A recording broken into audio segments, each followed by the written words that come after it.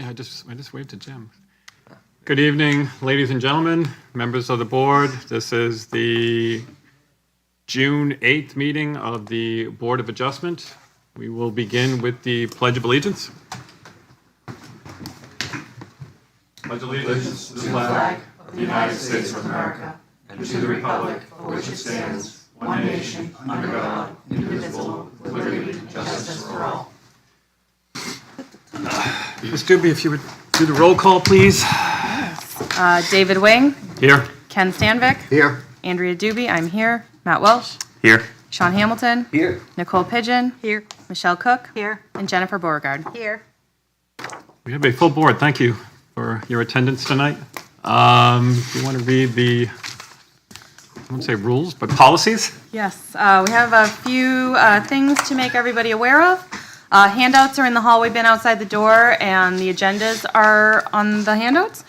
We'll be proceeding with the cases in the order they appear on the agenda, unless the board deems it appropriate to take a case out of order.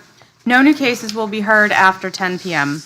State law and town ordinances set out the criteria that must be met in order for this board to grant requests. We will open the hearing to hear testimony from the applicant and others either for or against the case.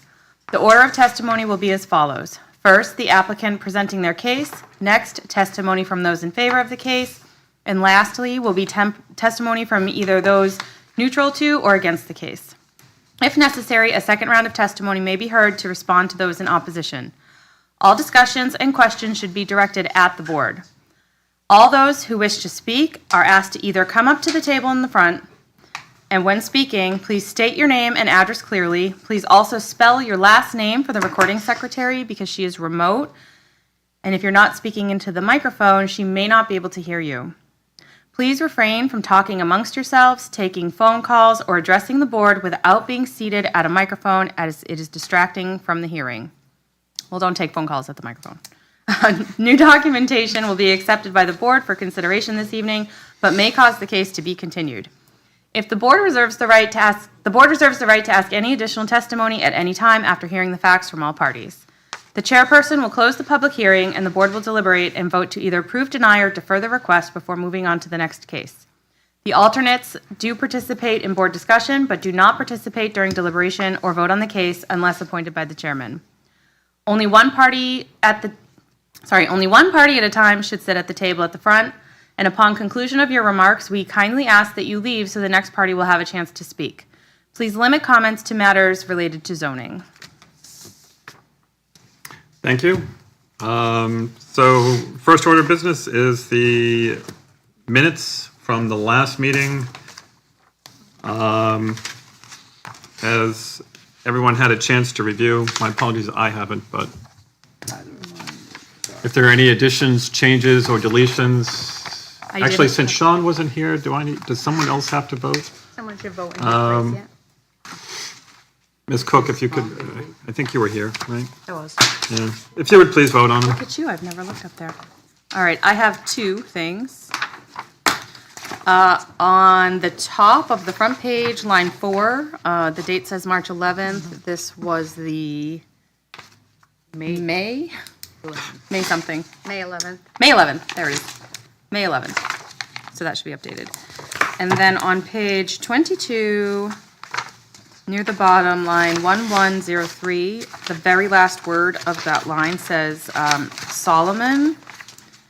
Her last name is Sourman, so Saurman should be there instead of Solomon. And that is all I had. Anyone else? If not, I will accept a motion to accept the minutes as amended.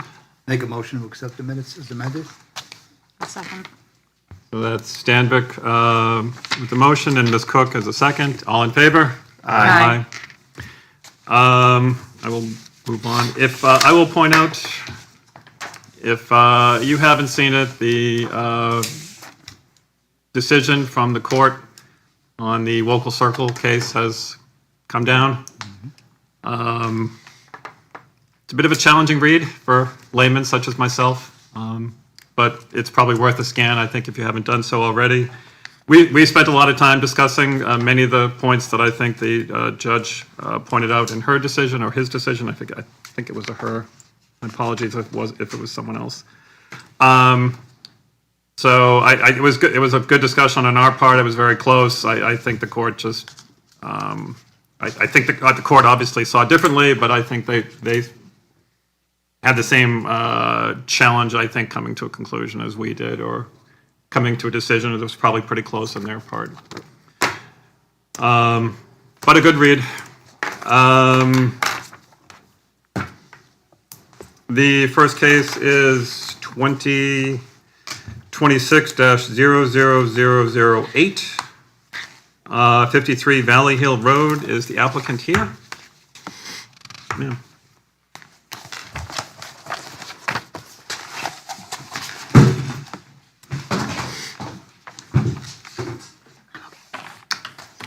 Jen, I'm going to ask, because Heidi said something that you were still talking to town council when I picked up my packet on Friday.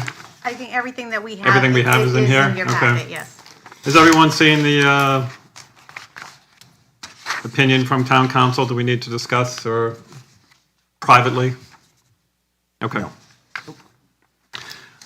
Butters. Oh, Butters, thank you. All right. Rosemary Brackett, 38 Longview Circle, Pelham, New Hampshire. Mark and Carolyn Jedrzejczyk, 56 Valley Hill Road, Pelham, New Hampshire. Michael Chase, 50 Valley Hill Road, Pelham, New Hampshire. Paul and Maureen Santangelo, 42 Valley Hill Road, Pelham, New Hampshire. Dennis and Jan Witten, 55 Valley Hill Road, Pelham, New Hampshire. Richard Graffam, 57 Valley Hill Road, Pelham, New Hampshire. Kevin and Deborah Crane, 39 Valley Hill Road, Pelham, New Hampshire. Richard and Renee Tarpey, 26 Jonathan Road, Pelham, New Hampshire. Glenn and Christine Chase, 48A Longview Circle, Pelham, New Hampshire. John Sullivan, 34 Longview Circle, Pelham, New Hampshire. Ivan Salco, 36 Longview Circle, Pelham, New Hampshire. David and Fonda Norman, 40 Longview Circle, Pelham, New Hampshire. Andrea Revocable Trust, 42 Longview Circle, Pelham, New Hampshire. Town of Pelham, 6 Village Green, Pelham, New Hampshire. Kelly and Lori McManus, 53 Valley Hill Road, Pelham, New Hampshire. And Edward and Herbert and Associates, 1 Frost Road, Wyndham, New Hampshire. Is there anyone present whose name was not called or has an standing interest in this application? Hearing none. If you would, please tell us why you're here and read the 5 criteria into the record for us. You want me to go through the? Yeah, there's 5 criteria that you filled out as part of the application. We ask that, for the court, we ask that you actually read it into the record, because I believe that's all that goes to the court if it does get appealed, if you or someone else decides to appeal. Okay. All right, so my name is Kelly McManus. My wife and I reside at 53 Valley Hill Road. We are requesting a variance from the Wetlands Conservation District provisions of the zoning ordinance to allow construction of a 28 by 24-foot addition to our existing single-family home. Before I jump into just reading these, I want to display a couple of photos that you folks should have in your package. Yep. So the first photograph is just an overhead aerial view from Google Maps, which shows the existing structure, the house, and the driveway, current paved driveway, which currently abuts, or is actually in the Wetlands Conservation Area where we're proposing to build the new structure. So the second photograph I'm going to show you is just an approximation of where the structure will reside. This is my, with my surveyor hat on and my soccer cones, measuring out what the proposed structure is going to look like and where it will be located. And then the last document, this is not in your package, but I want to make sure that everyone just understands this is the addition to the new home, to the current home that we're proposing. So in that orange cone area is what we're proposing, this structure be added. Does everyone have the photographs? I have 6. Just wanna make sure. There's several There's photographs. several, different okay, I angles. wanted to make sure I wasn't the only one. It's all the same content. thank you. I picked the two that I thought were most pertinent to kind Okay. of bring with me. All right, thank you. I have some. Appreciate it. And I have copies of this document that I can add to your package if that would be. Definitely would take one for the file. I've got copies that I can provide you.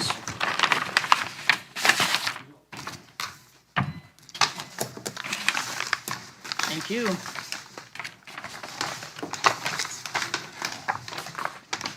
All right, so to get started, the variance, or question number one, the variance will not be contrary to the public interest because the proposed addition will not adversely impact public health, safety, or welfare. The project replaces an existing paved driveway area with a residential structure, thereby maintaining or potentially improving site conditions through reduced impervious structure runoff, surface runoff. No significant encroachment into the undisturbed natural area is proposed. Furthermore, any construction will comply with applicable environmental and drainage controls to ensure no negative impact to the surrounding properties or water resources. Any questions? All right. The spirit of the ordinance is observed because, this is question 2, the intent of the Wetlands Buffer Ordinance is to protect natural resources and to prevent harmful encroachment into the sensitive environmental areas. In this case, the proposed addition is located in an area already altered by prior development with the paved driveway, not undisturbed wetlands. Additionally, there are reasonable questions as to whether the buffer area applies to a natural wetland or a man-made drainage system. Granting this variance would uphold the ordinance purpose while recognizing the existing site conditions and prior development footprint. Question number 3, substantial justice is done because granting the variance would allow the property owner, me, Kelly McManus, reasonable use of the property without creating harm to others. Denial would impose a disproportionate burden on the applicant, me, Kelly McManus, as the project is modest in scale and located within an already developed portion of the lot. The benefit to the applicant, again, Kelly McManus, outweighs any minimal or non-existent impact to the public. Question number 4, the values of surrounding properties are not diminished because the proposed addition is consistent with the character of the neighborhood and will be constructed in a manner that is aesthetically compatible with the existing home. The improvement is expected to maintain or enhance property values by improving the overall condition and usability of the residents without negatively impacting neighboring properties. Question number 5, owing to special conditions of the property that distinguish it from properties in the area, denial of the variance would result in unnecessary hardship because, and I'll go through the first part of this, part A. For the purposes of this subparagraph, unnecessary hardship means that owing to a special conditions of the property that distinguish it from other properties in the area. No fair and substantial relationship exists between the general public purpose of the ordinance provision and the specific application of that property because the ordinance is intended to protect the natural wetlands and their buffers. However, the area of encroachment is currently a paved driveway or a potentially a man-made drainage feature. Applying the buffer restriction in this context does not meaningfully advance the ordinance's purpose as the area is already disturbed and may not function as a natural wetland resource. The second part of that, the proposed use is a reasonable one because the construction of a 24 by 28 addition to the existing single-family home is a customary and reasonable residential improvement. The project does not intensify the use of the property beyond typical residential standards and remains consistent with zoning expectations for the area. And with the second part of this, part B, the criteria in subparagraph A are not established, and unnecessary hardship will be deemed to exist if and only if, owing to special conditions of the property that distinguish it from other properties in the area, the property cannot be reasonably used in strict conformance with the ordinance, and the variance is therefore necessary to enable reasonable use of it. Due to the location of the existing home, the lot configuration, and the presence of the buffer area, strict compliance with the ordinance would severely limit the ability to make reasonable improvements to the property. The variance is necessary to enable a reasonable residential use that would otherwise be impractical. Thank you. Does the board have any questions? Yes, Ms. Pigeon. Have you calculated exactly how much of the building is actually in the wetland? How many square feet of it? I have not, no. Okay. 50, some kind of triangle with maybe 30 feet. Are you done with your? No, I'm just trying to evaluate Calculate how it? much. Do you know the square footage of the whole garage, which is the whole new addition? How many square feet are that? 28 by 24, do the quick math. 28 by 24, okay. 30 by 30 is roughly 900, so you're probably somewhere around 800, 750, Okay, so half of that would probably be in probably half of that. In the buffer, not the wetland. in the buffer. In the yes. buffer, yes. In the Wetland Conservation District. I'm sorry, Ken, you had a question.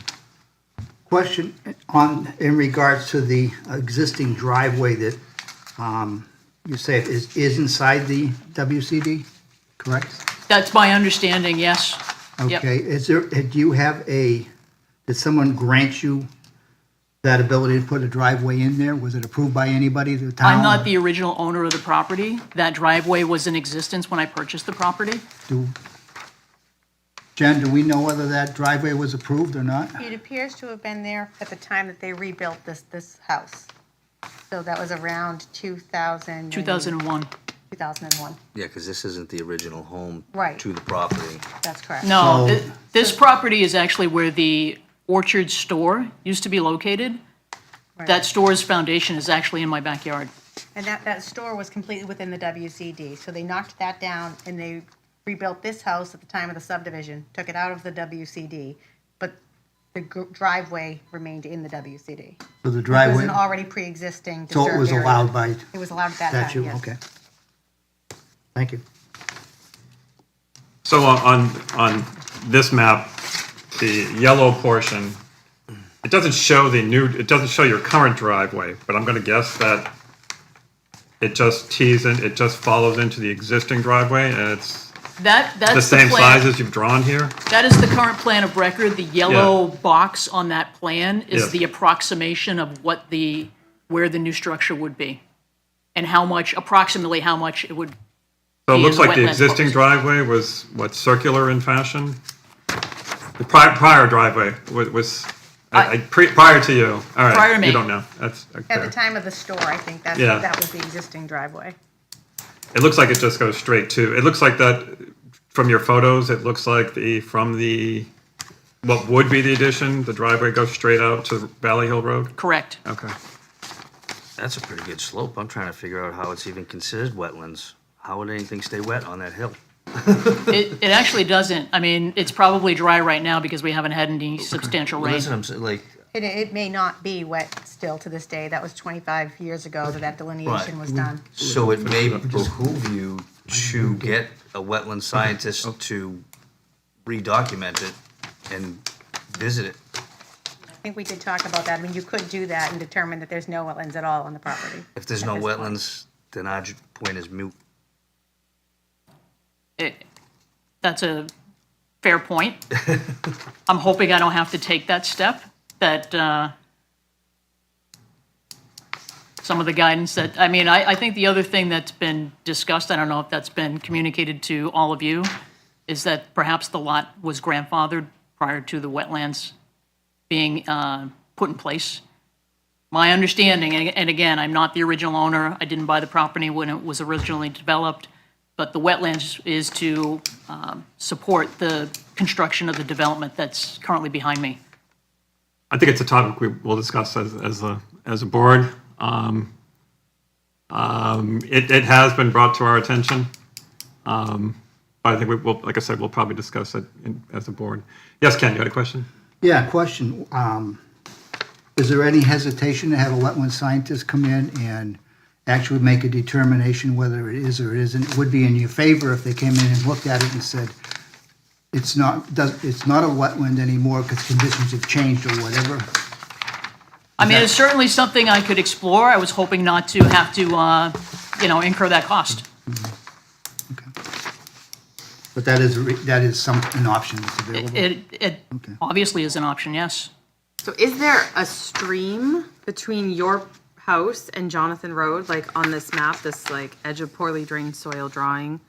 Is that still wet in there? Does that still exist? No, not really, no. Because I can't see it on Google Maps. It's just, it goes yard, trees, Jonathan Drive.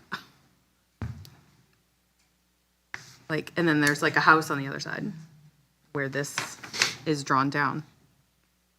It's interesting that, It looks like the road necessarily drainage used to go into that, if you see on Valley Hill Road, at least at the time of the There are subdivision.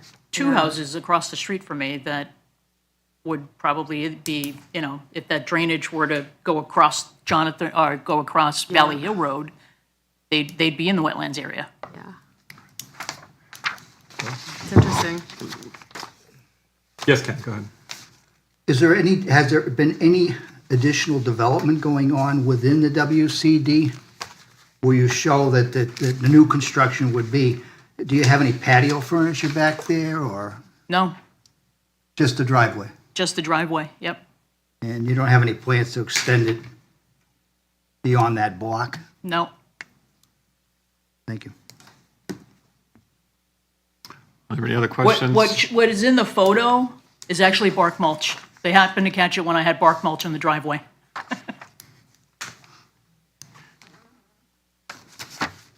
Any other questions? If not, I'll open for abutters to. Okay, Ms. McManus, thank you.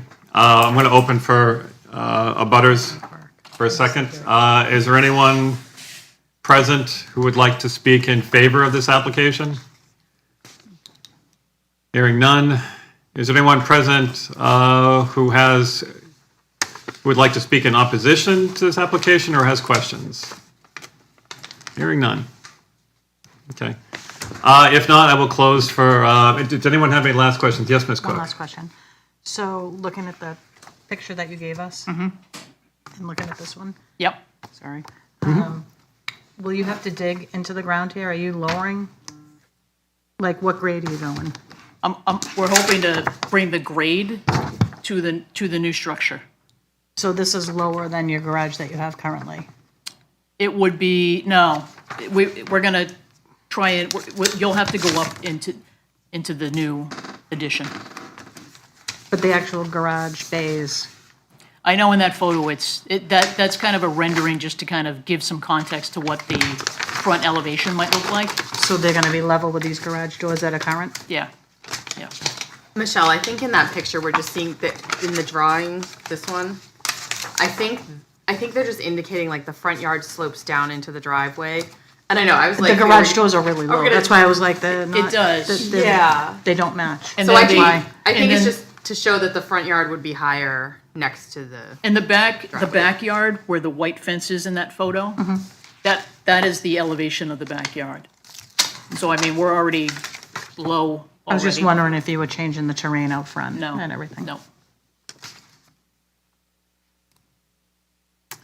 Any last questions? If not, I will close public hearing and open for public discussion. right. Deliberation? I had it, I was close. Almost. Thank you, Ms. McCann. Yeah, it's a poem. If you want to hand out the slips, we can at least have them. The question of, we should probably discuss it, the question of whether the, Oh, I don't think. whether or not it's grandfathered in is correct or not.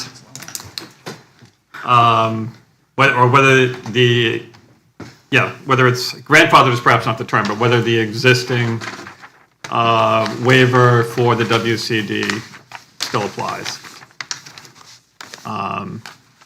So there was some, we did receive some opinion from council, as you said, you've read it. I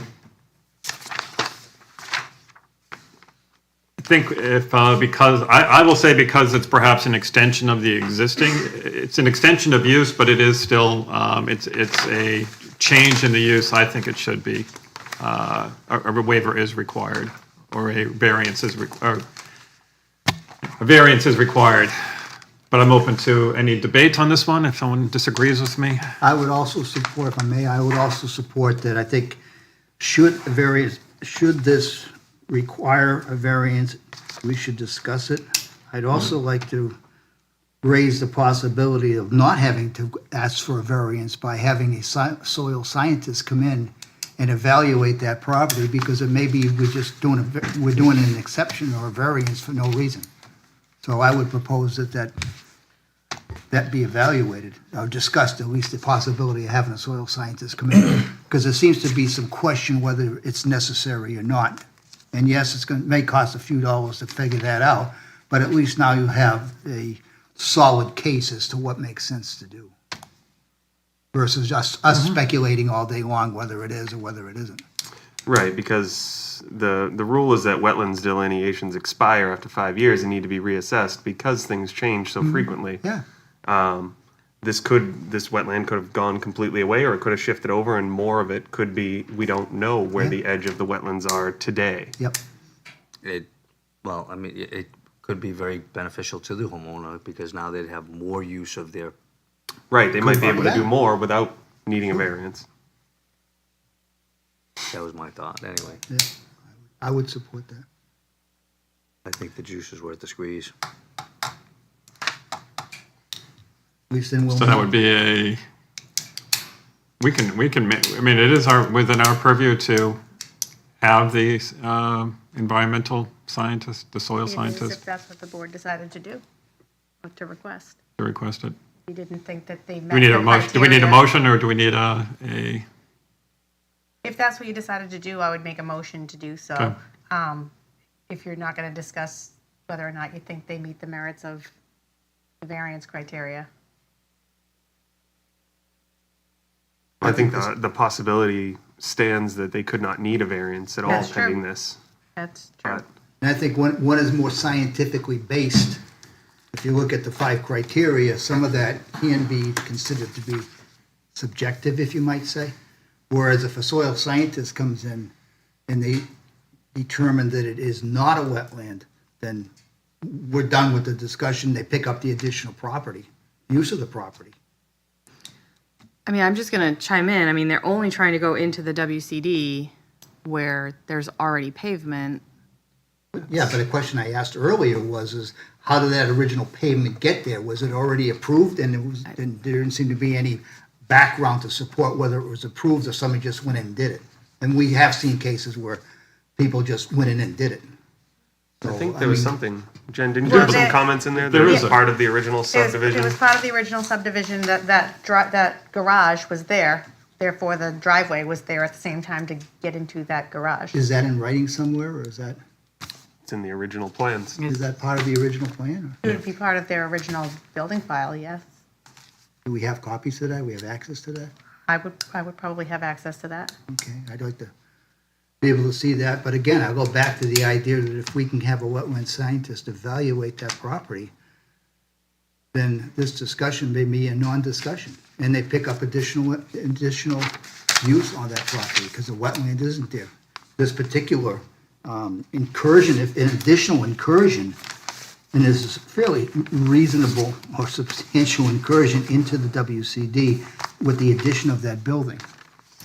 well, I would correct that, because it's not an additional, in my view, it's not an additional incursion, because you've already got a driveway there. So I think the an impervious existing- soil is going to remain the same. Correct. I agree. So Yeah, The lot- If it's anything, it'll be nothing new. lessened. Well, Right, I was gonna say, the lot itself existed prior to the implementation of the Wetland Conservation District, but then it became part of this subdivision, which then added the overlay district onto their plan. okay, let me be the one to make a motion then that we table this discussion until a wetland scientist comes in and evaluates whether in fact this is or isn't a wetland, because we can. Is that one of your? We can speculate all day long. And I think that our advice that we got from legal counsel also included the option of being able to have someone come in and validate that. So it's not unusual to ask for that. So I make a motion that we do that. I would like to understand exactly what that means. It means that you can have a wetland scientist come in. I would. Yes, evaluate. Hold on, she needs to. Hold on, yeah, I'm sorry, First of all, yeah. we're close to Seems the, expensive. Okay. we're Yeah. close, we're, Okay, right? thank you. So going back to. What it is the board, to answer your question, Ms. Manis, the board is, can request additional information, yes, and it comes at the expense of the homeowner. Okay. It is within our rights, if you will, or Statutory authority. yeah, Purview. purview.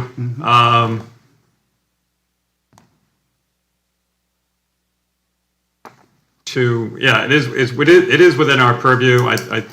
So again, it is at the expense of the homeowner, and I think this goes to New Hampshire state law even too, that we are, zoning boards across the state are allowed to request additional information or have homeowners hire experts to make determinations. That being said, Ken has a motion on the table. Is there a second to the motion?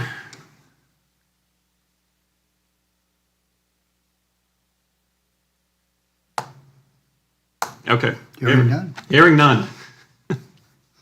Motion is to, so let's, again, I think, all right, so let's discuss the merits of the case then, as we've dispensed. So, I mean, I think we've dispensed with the question of, Can I continue with my question? Another question? let me just my thought, I think we've dispensed with the question of Right.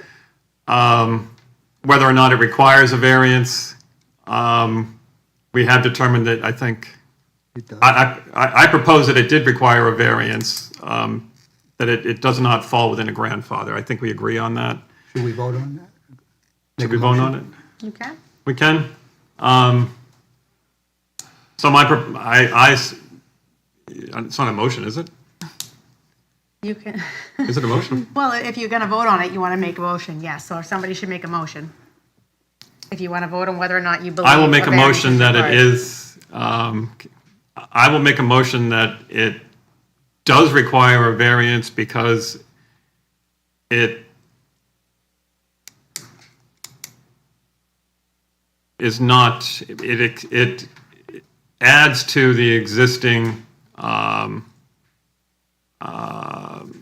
it creates an addition to the existing plan. So it is not the same as it was before. I would agree with that, and I will second that motion. So I'll just go around the room. Mr. Welch, Yes. Ms. Doobie? Yes. Myself, yes. Mr. Stanvick? Yes. Mr. Hamilton? Yes. Yes, okay. So deliberation, Ken, you had a, I'd also like to make a motion that this be tabled until the Conservation Commission has a opportunity to go out and do a site walk and see what we're physically dealing with, assuming that we want to classify this as a WCD. I believe that's in line with a lot of, with conversations we previously had as to how to handle WCD issues. So that's my proposal. Anybody want to second that? Where there's already an existing impervious surface that's bigger than what they're proposing to add, Which we it's can. already in there, so it would be a decrease and an improvement on what's there, because it would be. A house is not an impervious? That's what I'm saying, so the house is smaller than the amount of pavement that's there. So they're not increasing impervious surface, they're not worsening the situation, and in fact, new construction with infiltration trenches around it would improve the situation of what's there currently. I'll go back to the previous discussions we had relative to, in concept, if we have a WCD impact, then I believe, and I may be overstating it, but I believe we've tentatively agreed that as a board, we would take issues regarding WCDs and agree to have them help get advice, seek advice from the Conservation Commission. I believe that's what we agreed to previously. This does go to the planning board, right? It does not go It to the does planning not. board. But it's not disturbing the WCD. The WCD is already disturbed. Yeah, I believe, yeah, it's already been disturbed. It's already been. Already I in a would ask the question disturbed like, state. what? And if you extend this building, okay, further into the WCD, as we've seen, you know, I'm concerned that we're gonna disturb it even further. Because expansion canon does happen. So I would suggest that we don't wanna we're not gonna ask for a soil scientist, so we're assuming that it is WCD. We have agreed in the past that we would take WCD issues and ask for a recommendation. Doesn't have to follow the recommendation, but ask for a recommendation from Conservation Commission in regards to these matters. And I'm just suggesting we follow what we've agreed to. If it were a new impact, I would agree, as we have, new impacts to WCDs, but where this one is an existing approved impact, I don't feel we need, my personal opinion is we don't need to hold the decision up for that. But again, I've seen no information, specific information that this driveway, paved driveway, was approved. It could be a driveway. It may have been a driveway that wasn't paved. Okay, so let's, And then therefore, it would have been not an impervious for the situation. sake of argument, let's say it wasn't approved. The fact stands that the impervious surface is existing, it's there. So what they're looking to do is change that impervious surface and shrink it. It's not changing, Construction. it's still an impervious surface if I put a house on it. But number one, because if in fact your premise is correct, and if it was put in, and let's say it was put in without proper authority to do so, that doesn't make it right. I'm not saying that it makes it So- right, we just keep going over the same thing. But it's already there, and we just voted that this does require a variance. Correct. So now we're, Now we're just beating, But we Over and also, over again. we also voted previously, and we didn't get into new versus old, that if it was a WCD impact, and I'll go back to it, I don't, you know.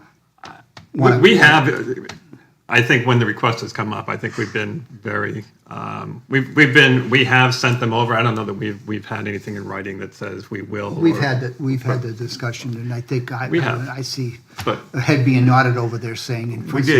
did, in our discussion of revamping our bylaws, we did discuss making that a permanent change, but we have not implemented those new bylaws because we have not finished them. So that decision, we're not bound by that at this time. and I believe it was, they would go to conservation before they even come to this board, Well, that is was what the- we that was worded the- it, That was the proposal. I That think. was the Yeah. proposal. which we haven't implemented because we haven't finished the bylaws. So anyways, I'm hesitant as well, I'll be fair. I'm not sure what they would add to the topic here, because it's an existing one. It's, whether it's driveway, which is impervious, or whether it's a house, which is impervious, it's still the same amount of cross-sectional area that's in the WCD. And I think there are opportunities with new construction to handle the runoff from roofs better than you would with a driveway. So I'm not sure what could be added to the discussion other than that conservation could do that would change my thought. And I'm just going to go back to how much of it is in the wetland conservation district, and if I look at the sizes and everything, the amount in the conservation district is less than this room. It's probably half this room. Probably. And the only thing that's going to be disturbed is that actual footprint, correct? There's no additional activity that will take place within the WCD? The proposal is the house only. I mean, there obviously is construction, but that is not, that's never gets taken into, that's not part of the zoning I'm ordinance. not looking for construction. I'm Yeah, looking- no. Because it bounds on how the construction gets handled. I did also add some potential conditions if the board does decide to approve it, and one of those being no additional encroachment into the WCD beyond what is shown on the approved plans shall occur without further relief from the ZBA. Or I guess, or a wetland scientist saying it's not a wetland at all. But I mean, it gets back to that. Yeah. I mean, for matters of procedure, I'll circle back. Ken has made a motion. If there's someone who wants to second it, now would be the time. If not, we're going to close that motion. Hearing none, so we will close that one.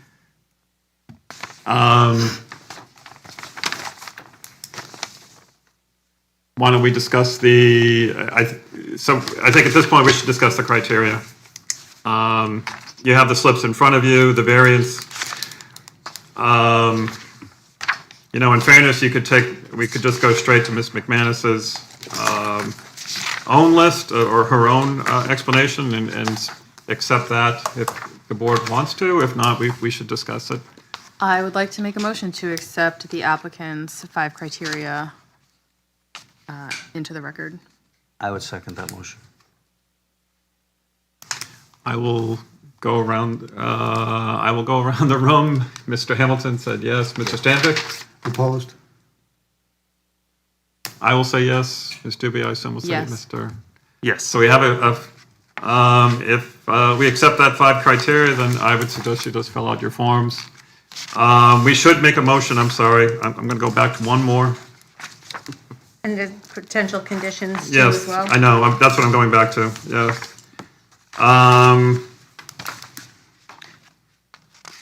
I'll make the motion if you'd like, Mr. Chair. Thank you. I'd like to make a motion to approve case Z0, ZO 2026-00008. Map 6, Lot 4-140, McManus, Kelly and Laurie, 53 Valley Hill Road, requesting a variance from Article 7, Sections 307-39 and 307-41B of the zoning ordinance to permit the construction of a 24 by 28 addition within the Wetland Conservation District setback, subject to the following conditions. No additional encroachment into the WCD beyond what is shown on the approved plan shall occur without further relief from the ZBA. Erosion and sedimentation controls shall be installed and maintained throughout construction to prevent sediment from entering the Wetlands Conservation District, and all required permits and approvals shall be obtained prior to commencement of construction. I will second. I will go around the room. We have Mr. Welch, yes, I assume, Mr. Doobie, yes. Yes. I say yes. Mr. Stanvick? No? Mr. Hamilton? Yes. Yes. If you would fill out the forms. Come on.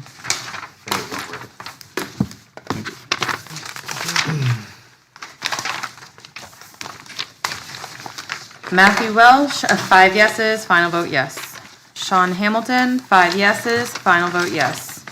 Ken Stanvick, 2 yeses, 3 noes, final vote no. Andrea Zuby, 5 yeses, final vote yes. David Wing, 5 yeses, final vote yes with conditions of approval. Congratulations, Ms. McManus. You have your variance. There is a 30-day right of appeal. Thank you very much, everybody. Have a good night. Thank you. The next case will be 2026-00009, 16468 Wyndham Road. Give us a second. Ms. Doobie, if when you get a chance, if you could read the abutters. I will do that. All right, abutters list. Marilyn Mendes, trustee of the SDK Realty Trust, 54 Jericho Road, Pelham, New Hampshire. Let me just make sure I have the right one here. Yeah. I didn't read the wrong one. Wyndham Road, sir. Sorry, thank you. All right, continuing. Tiago Almeida, Du Amaral and Dalval Rubia Alexandre Gondim Souza, 2 Simpson Road, Pelham, New Hampshire. George and Laura Wiegler, trustees of the Wiegler Family Revocable Trust, 171 Wyndham Road, Pelham, New Hampshire.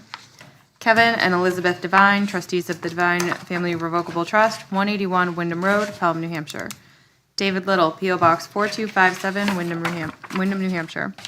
Donald and Rachel Grossman, trustees of the Grossman Living Trust, 144 Wyndham Road, Pelham, New Hampshire. Gloria and Manuel Lorero, I'm so sorry, trustees of the Lorero 2016 Trust, 51 Horseshoe Road, Wyndham, New Hampshire. Robbie and Carrie Robinson, 202B Wyndham Road, Pelham, New Hampshire. Eddie Bonilla and Jennifer Nunez, 188A and B Wyndham Road, Pelham, New Hampshire. Chad and Lori Hamilton, 182 Wyndham Road, Pelham, New Hampshire. Country Living Property Management, LLC, 9 Kestrel Lane, Hudson, New Hampshire. Town of Pelham, 6 Village Green, Pelham, New Hampshire. Heirs of Harry and Carrie Atwood, care of Kathy Neske, 114 Bush Hill Road, Pelham, New Hampshire. Shaughnessy Allard, PLL, care of Brett W. Allard, Esquire, 24 Eastman Avenue, Suite C3, Bedford, New Hampshire. Lavelle Associates, care of James M. Lavelle, LLS, 2 Starwood Drive, Hampstead, New Hampshire.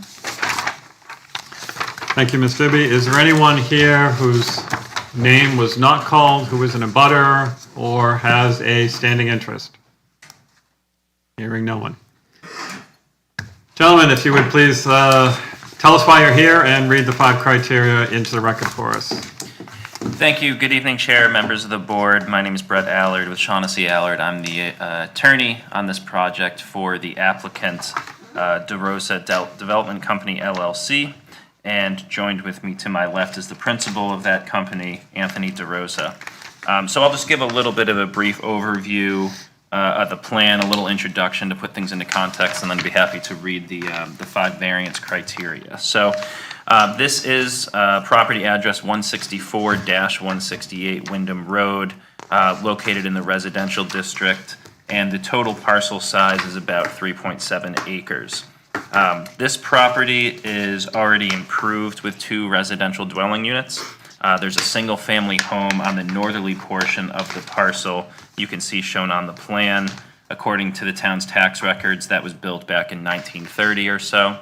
And there's also an existing, on the south side of the property, an existing park model trailer.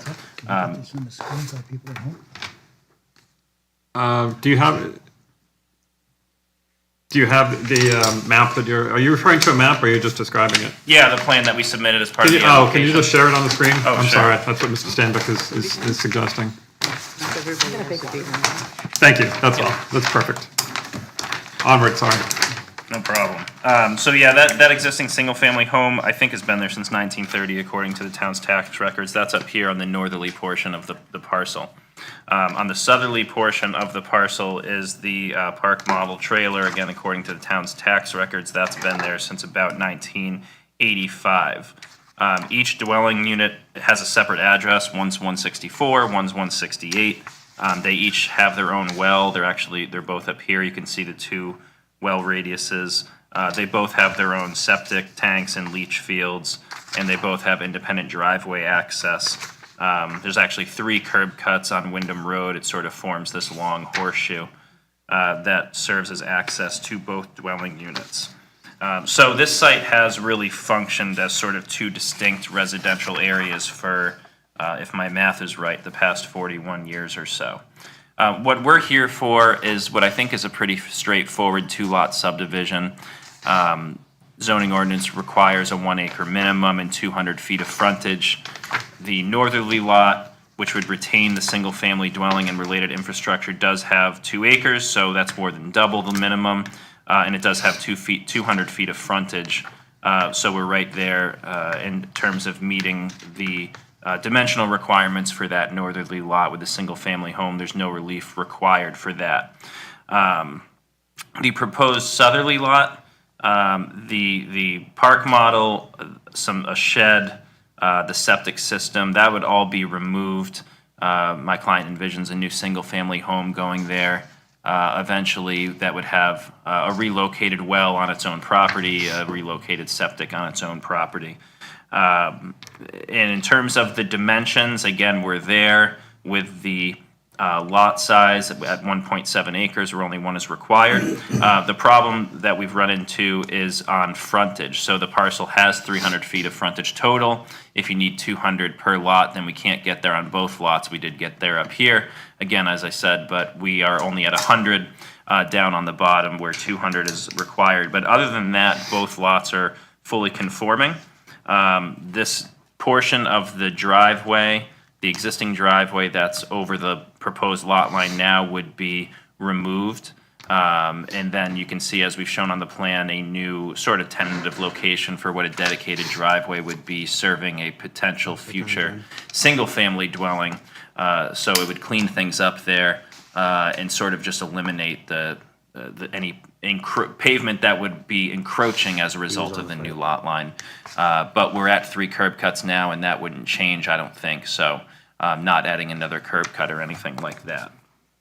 So again, both lots exceed the minimum lot area requirements. We can hold all the setbacks. That can all be met. It's sort of a limited and narrowly tailored request for relief in terms of that frontage on that southerly lot. And that would allow this sort of lot that's already sort of 2 lots to be conveyed separately and utilized separately and memorialize things there from a legal perspective. But no increase in density beyond what's existed for many decades, again, 40 years or so. So I'll transition over now to the 5 variance criteria. I'll try to go through these as quickly as I can. If you would, just bear with me. So just to clarify, the northerly lot, the home, the septic, the well will be retained. The southerly lot, the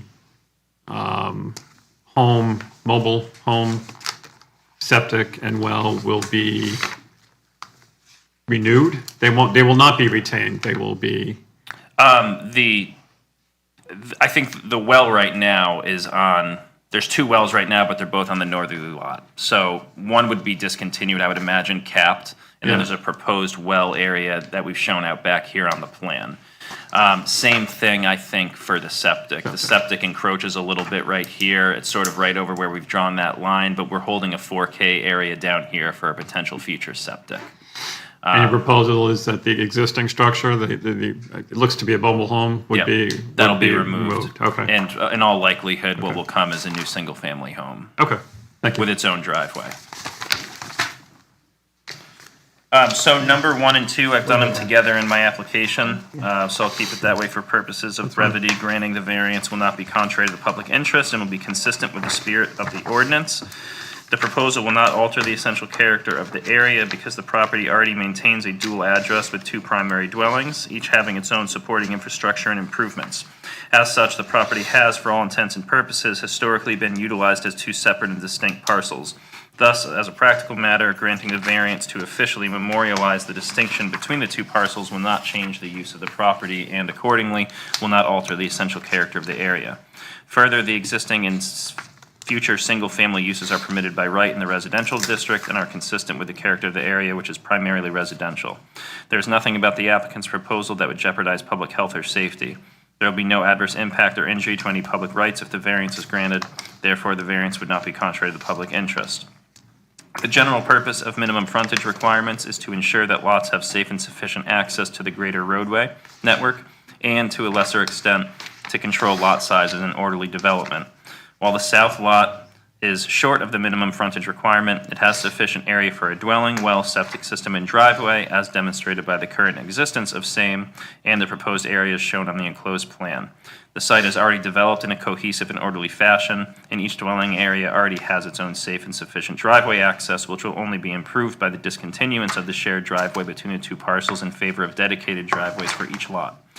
As such, the spirit and intent of the frontage regulation is observed if the frontage variance is granted. Number 3, granting the variance would do substantial justice. There is no injury to the public if the variance is granted. There is no gain to the public if the variance is denied. There is only loss to the applicant and the public if the variance is denied. The applicant would be deprived of the opportunity to develop the site in a manner that is prudent from a planning perspective and does not compromise the goals that the zoning ordinance seeks to achieve. There is no identifiable public benefit achieved by requiring the property to remain as a single undivided parcel despite the existence of 2 separate residential uses. Therefore, the balance of the equities weighs in favor of granting the variance, and granting the variance would do substantial justice. 4, the values of surrounding properties would not be diminished. If the variance is granted, the lots will remain consistent with the residential character of other lots in the neighborhood such that there will be no adverse effect on surrounding property values. Single-family uses are permitted by right on the site. The applicant is not proposing any uses that are not permitted. The applicant is not seeking to build any new structures within any abutter setbacks such that the values of abutting properties could be compromised. 2 dwellings already exist and are already perceived as separate residential uses within the area. In fact, if the variance is granted, the older existing park model and related infrastructure will be removed in favor of a new single-family dwelling which will revitalize that portion of the property. Therefore, surrounding values will not be diminished. Moreover, if the variance is granted, the applicant will be required to seek subdivision approval from the planning board, which will further ensure that surrounding property values will not be diminished by way of application of the town's subdivision regulations. Number 5, literal enforcement of the ordinance would result in unnecessary hardship. The applicant's property is distinguishable from other properties in the area. In this unique scenario, the property already contains 2 established residential dwelling units, each with separate infrastructure and addresses, yet the frontage configuration prevents subdivision into conforming lots under the ordinance. These special circumstances are inherent to the unique physical conditions and historical development of the property. Owing to these special conditions, there is no fair and substantial relationship between the purpose and application of the minimum lot frontage requirement. The proposal does not increase density or intensify the existing use of the property. The property has long functioned as 2 independent residential sites, each with its own driveway, access, dwelling unit, utilities, and municipal address. The proposed subdivision merely formalizes the existing on-site conditions and creates lot lines around existing development patterns. Unlike a vacant parcel being newly developed below frontage requirements, this property already operates as 2 separate residential sites. The requested variance therefore seeks recognition of an existing functional reality rather than creation of a new non-conforming development pattern. In other words, notwithstanding strict application of the restrictions in the zoning ordinance, this property is particularly well suited for the subdivision vis-a-vis other properties in the area. Accordingly, the purposes that the zoning ordinance seeks to achieve and the harms that it seeks to prevent are not in any way threatened if the variance is granted. Requiring strict compliance with the minimum frontage requirement would not further the underlying goals of the ordinance in any meaningful way. Therefore, even though the proposed subdivision requires a variance, the purposes that the zoning ordinance seeks to protect will be preserved. And the proposed use is reasonable. For all the foregoing reasons, the proposed use is reasonable. Moreover, single-family uses are permitted by right in the residential district, and permitted uses are per se reasonable. Excellent job. Are there any questions from the board? Ms. Cook? What's on the lot right next to you on the south lot? Is there a house there currently? There is, yeah. Yeah, there, excuse me, there is. It's like an older log cabin. It's kind of set back a little bit. And where's their driveway in comparison to where you want to put yours? I can't answer that exactly. I would have to look. Yeah. This is just right near the lot line. That's why I was curious. Yeah. If I had to guess, and I'm just going by what's on the plan, it probably is where that little apron cuts in on the road. I think it's pretty centrally located. Yeah, which is right in the center of the lot. I don't see any other reason why the surveyor would have plotted the I just couldn't tell if this one. edge of pavement like that, so. And where is the house? Is it towards the front? Nope, it's It's in set the back. back a little The bit. yeah. neighbors. So the neighbor's driveway is south of Simpson Road. Okay, so that tracks with that apron that's in the right of way. Yeah, I think it does. Yeah, yeah, I'm familiar with the area. It is where it's shown on the plan. It's sort of here in the middle, and there's a big garage in that south corner, and then the house is sort of set back. Yeah, there's a 100 garage feet or so toward from the the, road. yeah, the garage is pretty close to the road, and also the abutting wetlands south of that. but Yes, I was going to say, south Separate- of that is a separate giant issue. swamp. Yes. That's what it looked like on this. I'm like, is that just a giant swamp that you're trying to? Yeah. No, there's another house there. in There's another, between. yeah, Yeah, there's a whole nother lot there. it's not swamp, it's water. Mr. Stanwyck? Can you please explain related infrastructure? On page 2, you say that you're going to, existing park model and related infrastructure? I was just referring to the well and the septic, mostly. So you're going to remove the well and the septic? I think the plan would be, since both wells that are currently on the property are on the northerly proposed lot, I believe the intent is probably to cap and discontinue one of those wells. And then we've shown a proposed well area out back on the southerly lot, so there would be no well easements or anything. Each lot would have its own well on its own property, and same for the septic. And same with the septic? Yeah. Okay. Thank you. Anyone else? No, I think that the driveway being directly across from Simpson Road is not ideal on this drawing. I would think that having the driveway on the northerly side of the subdivision would be a little bit safer than having it at the intersection of Simpson Road. That's just my opinion. That's certainly something we can work with the road agent on, and the planning board's going to take a look at this too in terms of access. Being a state road, doesn't it require It would require a state driveway state? permit. Yeah, But the planning board will look at that as well. okay. I know sometimes, DPW actually likes to create intersections and put driveways or new roads across from existing ones rather than having them slightly offset. But I'm sure the planning board will go through that with us, and ultimately, we can work with them on it, work with the road agent on where exactly that would need to be. And if it is a state highway, then we'd be looking at DOT as well. Okay. Are there any other questions from the board? If not, I will open up for public comment. I actually do have one question. One question, yes. Are these driveways not plowed? Oh my goodness. Paved. Paved. Are they paved or are they gravel? I think some of them were a little bit at one time, but they're original, so they're, Okay. They do look like Beat ground. up, especially where they drive a school bus in and out of there every day. yep, Yes. Yeah. Yeah, 'Cause that that's- lot. Yeah, one of the people that live there drives a school bus. yep. That's probably not much left of the 1930s pavement. All right, thank you, gentlemen. I will open up for public comment. Thank you. Is there anyone here who would like to speak in favor of this application? Hearing none. Is there anyone present who would like to speak in opposition or has questions regarding this application? Hearing none. Wow, okay. If there are no more questions from the board, I will close for public hearing and go straight to public deliberation. Well, maybe we'll- since there's no abutter inputs, we'll get Yeah. to some of the other questions we have in here. So, Thank you, gentlemen. Thank you. I'm sorry, did you have questions for them? I'm sorry, go ahead, I'm Yeah, sorry. We'll go through some of the other questions Yes, there. I'm sorry, go ahead. So, what are you thinking for a timeline on development of the south lot and removal of everything that's there? Is it something you're gonna, Yeah, I don't really have a timeline on it. To be quite honest with you, we have quite a few projects going currently, so it would be a matter of just doing the administrative stuff to have everything approved and ready.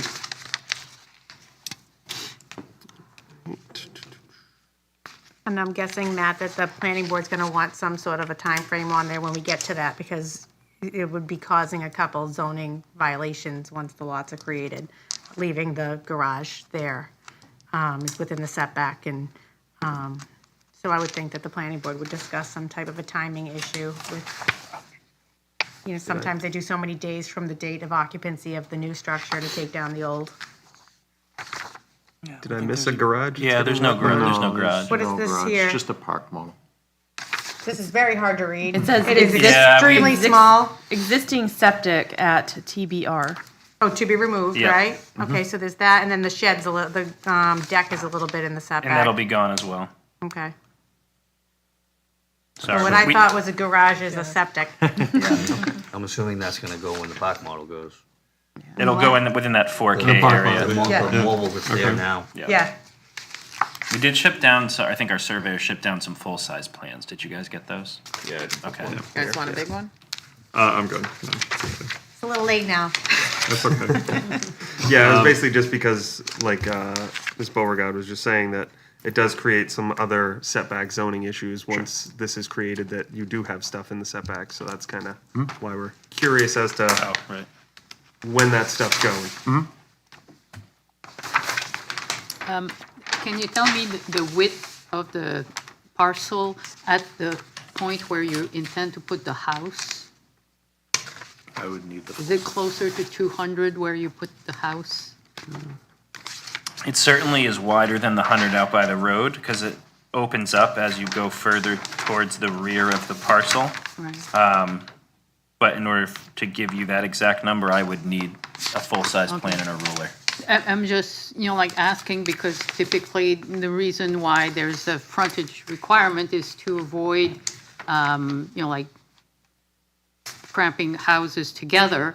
But normally if the location where the house is going to be is a bit wider and, like kind of like almost meets the 200, then usually that enables you to put the house, like in the middle of that 200 maybe feet, in which case that's kind of like respecting the, like the idea of the ordinance, like because now you're putting the house in the wider, like kind of like when, like you have a circle and the lots are all angled out. So that's where I'm looking at that point where you're putting the house is the lot wider such that, like you're kind of respecting the spirit of the ordinance. Yeah, if you look at the building envelope, that's a 75 by 100 foot buildable area. So if I had to just eyeball it and say what the width is in there, maybe 150 feet. Okay, so it is a little bit wider than Yeah. at the front. And then if you look at the rear call out, there's a distance of 149.45. So it's probably consistent with that. As they haven't requested setback relief, other setback relief, they would still have to meet the criteria of the 15-foot to either side of the property. Correct. So, Yep, and that won't be a problem. Yeah. There's a sizable building envelope in there where we've shown it. any other last questions? Hearing none. Thank you, gentlemen. Thank you. You folks have your slips. I would actually start with you folks have the slips.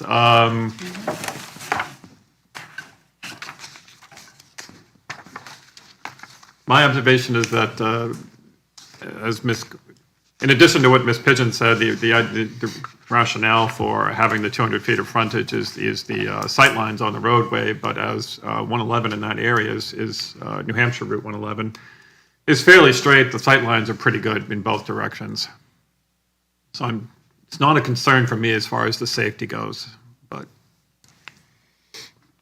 And where it's already been 2 dwellings and 2 Yeah. residences for so long, I think the change would be imperceivable to the public or anybody passing by. I don't think anybody's gonna know that these were 1 lot and now are 2. I didn't know there were 1 lot beforehand, so yeah. I did not, and I lived right near it. Yeah, no.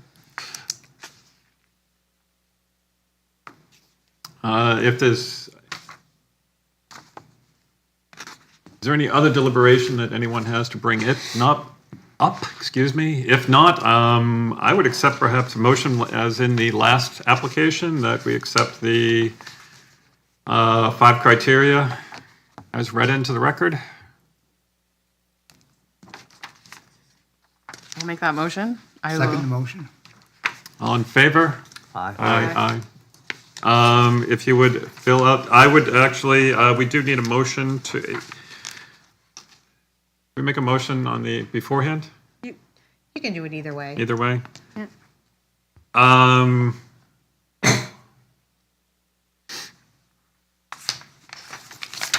In the past, we've typically done the forms first, and then Yeah, you've done the I would do the motion. form first, and then come up with these suggestions. This is 2026-00009. Today is June 8th.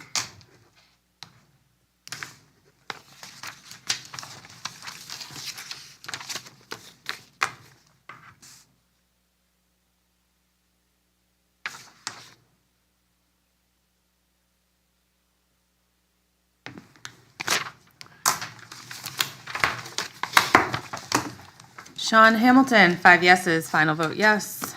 Ken Stanvik, 5 yeses, final vote yes. Matthew Welsh, 5 yeses, final vote yes. Andrew Doobie, 5 yeses, final vote yes. David Wing, 5 yeses, final vote yes. Can I get a motion to approve the application with, I think there are a couple of suggested conditions regarding seeking planning board approval as well as the removal of the existing park model home and infrastructure. Right. I would like to make a motion to approve case Z0 2026-00009, map 15, lot 8-199, DeRosa Development Company LLC, applicant John D. Leahy, owner, 164-168 Wyndham Road, requesting a variance from Article 3, Section 307-12, Table 1 of the zoning ordinance to permit a lot with 100 feet of frontage where 200 feet of frontage is required, subject to the following conditions. The existing park model trailer, associated deck, shed, and any other structures identified for removal on the approved plan shall be removed in accordance with a phasing plan approved by the planning board as part of the subdivision approval process, and the applicant shall obtain planning board subdivision approval prior to recording any plan or creating any new lot. Can we have a second? Second motion. Oh, go ahead. Mr. Stanvick on the second. All in favor? Aye. Congratulations, gentlemen. You have your variance. There is a 30-day right of appeal. Thank you.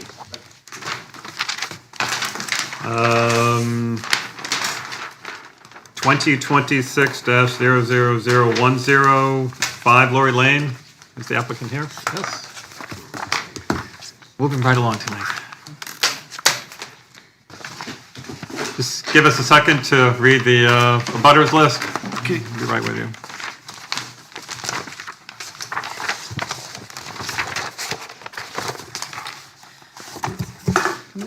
Okay. Kamal Kant Patel, 16 Valley View Way, Methuen, Massachusetts. Sapalbahan Patel, 16 Valley View Way, Methuen, Massachusetts. Anthony Bonarijo, 63 Bridge Street, Pelham, New Hampshire. Joseph and Sandra Jones, 6 Lori Lane, Pelham, New Hampshire. Barbara Nichols Revocable Trust, 6 Pulpit Rock Road, Pelham, New Hampshire. Pelham Realty Trust, Lori Lane, 220 Westford Street, Dunstable, Mass. Sarah Began, 8 Pulpit Rock Road, Pelham, New Hampshire. K&K Equipment, Inc., 1151 Hildreth Street, Drake, Massachusetts. Nancy and Brian Villette, 5 Lori Lane, Pelham, New Hampshire. 196 Meeting House Road, LLC, 16 Pulpit Rock Road, Pelham, New Hampshire. John Minotti Jr., 12A Overlook Ave, Londonderry, New Hampshire. Herrick Consulting, PLLC, 3 Evergreen Circle, Londonderry, New Hampshire. James Nazaro, 6 Burgett Ave, Medford, Massachusetts. Is there anyone here is an abutter or who has a standing interest whose name was not called? Hearing none. Sir, if you would tell us why you're here and also read the 5 criteria into the record. So my name is John Minotti, 5 Laura Lane, Pelham. I am here to ask for relief of 31 feet of frontage and relief of 1 acre out of the 2 acres necessary for industrial use of the property.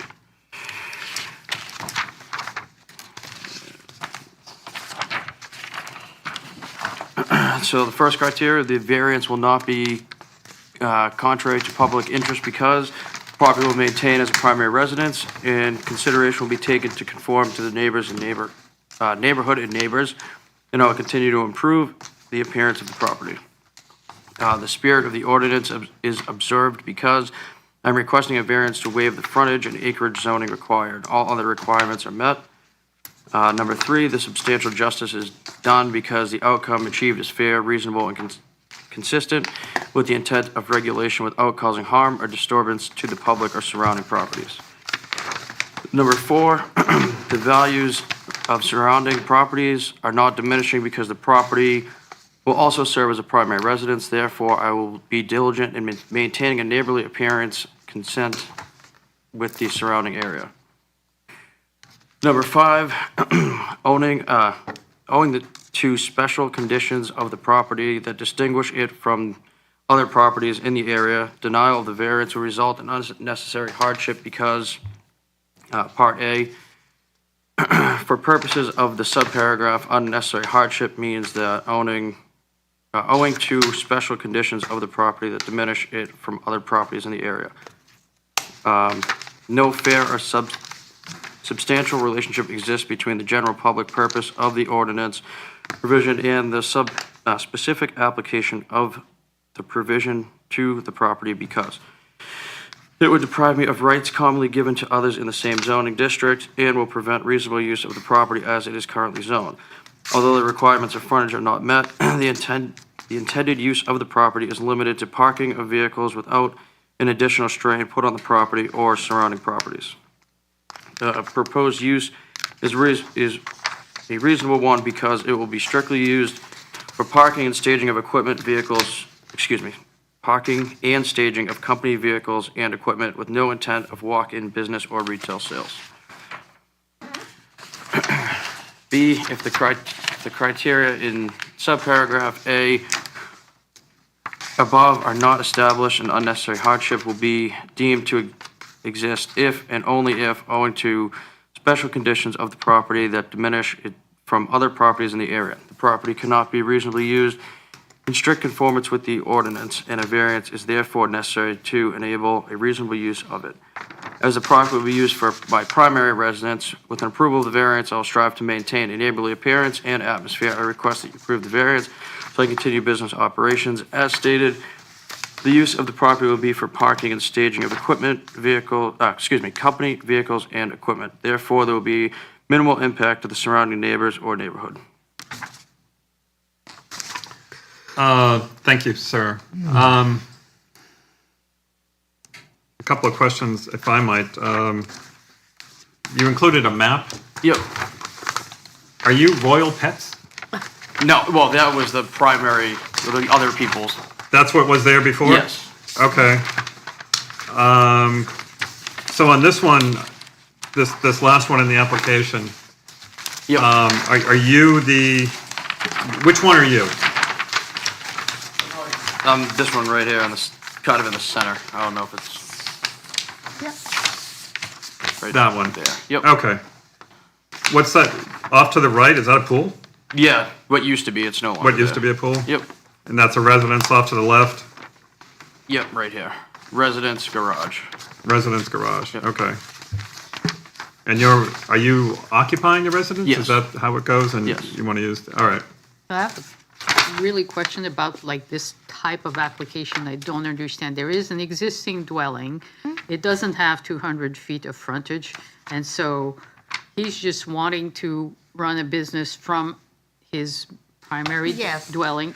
Isn't that just a general occupation? So it would be a general home occupation if he could meet all of that criteria. And if and as all of you know, if you don't meet all of the criteria of a special exception, then you cannot approve it. The only other option is a straight out variance.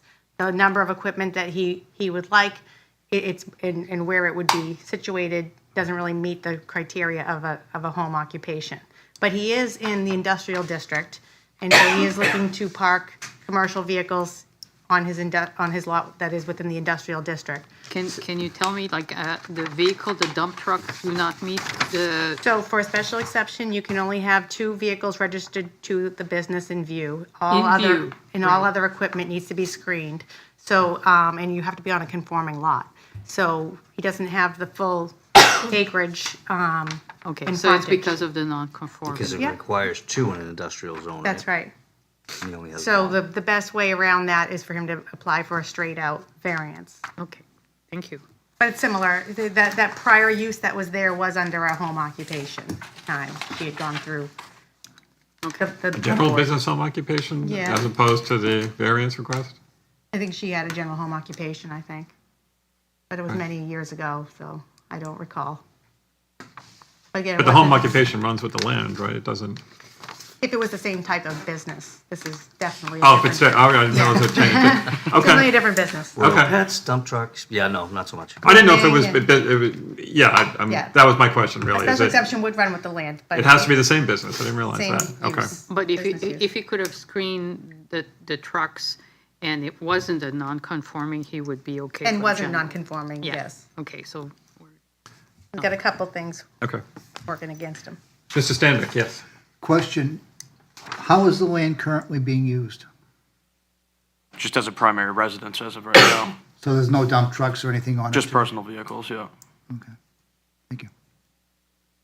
I'm sorry, you had a list of what was going to be, Yeah, so there's 2 triaxle dump trucks. And then there's two personal pickup trucks and another small company pickup truck, dump truck, excuse me. And two pieces of equipment, skid steer and an excavator. 2 nice triaxles. And these are the purposes just for storage of the vehicles. There is no business being, the intended hours of operation. They fluctuate, but we usually are gone in the morning and come home like in the evening. But So you're not staging anything. No. So We're not like in and out I all do day believe we're long. probably going to, where I'm going with this is I do believe we are probably going to try and limit the hours of operation. I'm presuming there is no, again, staging in the morning where there were loud noises, banging or anything that going on to No. that We- would disturb the neighbors. Same on the weekend, there is going to be no operation. Okay. Correct. I forget what we typically do, whether it's 7 or 8, but I think the town ordinance Give is 7 variance. during the Yeah, the week. town ordinance is 7. Is 7? But we varied it business to business. okay. Do we need to But do this is that? industrial. If the town ordinance says 7, then probably we don't. I was just going, if it was going to be, we should probably specify. And technically where it's classified as industrial, Yeah. do those The even noise apply? ordinance does not apply. Does In the it not industrial apply zone? in the industrial zone? I don't believe it does. don't I know. don't believe so either. You could I be am- right. I don't know am the fairly answer to certain that that. the industrial zone has a carte blanche to operate all hours. Could be. That's What's the- hard about this particular, it is the industrial zone, But this but is it a is a residential residential road, neighborhood. yeah. But it Yeah. pre-existed, obviously, the zoning. Correct. But do we have, I mean, this is just a variance for the frontage and the size of the lot, not a special exception for the business, No, right? no, but it's for him to operate his business, it is part of that, so he can So- operate a business on an undersized lot. Yes. Okay. It's just not a general, don't get caught up on the general home I occupation. know, I'm getting special confused if we're exception. This limiting is- hours Yeah. and. This is a Yeah. variance, Yeah, so like yes, it's still, you're still talking about the business. Okay, so we can still limit the hours even with the variance, You- just you being. could- It yeah, does you go to can planning? clarify, yep, it will go to planning. So they will have additional, Gotcha. they may have their own They may, additional yeah. criteria. But they may to- not. They may not, yes, I know. I want to impose maybe a few things in favor of public, but, I'm sorry, were there any other questions from the board members? So you're not planning to like stockpile any sort of materials or anything there? No runoffs or anything? Nope. Okay. I'm trying to think of some of the other I'm trying to think of some of the other questions for home occupations. But it's not a home It's- occupation. Yeah, I know, Yeah, but exactly. those are the questions that That's I what would comes probably to tend mind. to, I'm like, you know, I have one question. yes. So when your workers come in, they're gonna leave their cars in your lot and then take the vehicle? Yeah, just me and like one full-time person and a part-time person, so it's very, So it's not like the two triaxles are gonna be taken off and you're gonna be loading this trailer? no. When they show up, it's get in the truck and leave. And we are gone until the end of the day, come back, shut it off. So it's not gonna be a bunch of cars No. parked on the road? No. And anything that is parked, there will be on the property, it won't be on the Yeah, road. 'cause that's a pretty narrow road. Yeah, no, everything that we have is on the property. Oh, is that stuff on the property right now? Well, no, I'm saying it will be on So the it will be- property. We so, won't be okay. on the road at all. So Nothing you that- have a different spot where it's currently Yep. being parked? So currently, it's a non-conforming lot, but it doesn't have any variance. So now we're taking the non-conforming lot and making it into an official. It's not a well, it is a non-conforming lot because of frontage. I was gonna say, it does predate the zoning with the residential use on it. So yes, you'd be approving a variance to operate his business from his property In an industrial. in the industrial zone. There was currently a business operating out of there prior to him purchasing, which he just purchased recently, which was the dog grooming business. And it abuts multiple businesses. Yes. It was a residential though, non-conforming, for frontage only. Frontage. Now it would be industrial, non-conforming for frontage and acreage. That's right. Yeah, Okay. and I'm Thank I'm you. also, yeah. So that, if that clears it up, yes. Yeah, thank you. That's what, Any other? All right. I'm going to open for the public for public comment, but we will come back if there's before we close for public deliberation. Thank you, Thank sir. you. Is there anyone here who would like to speak in favor of this application? Sure. You gotta come up.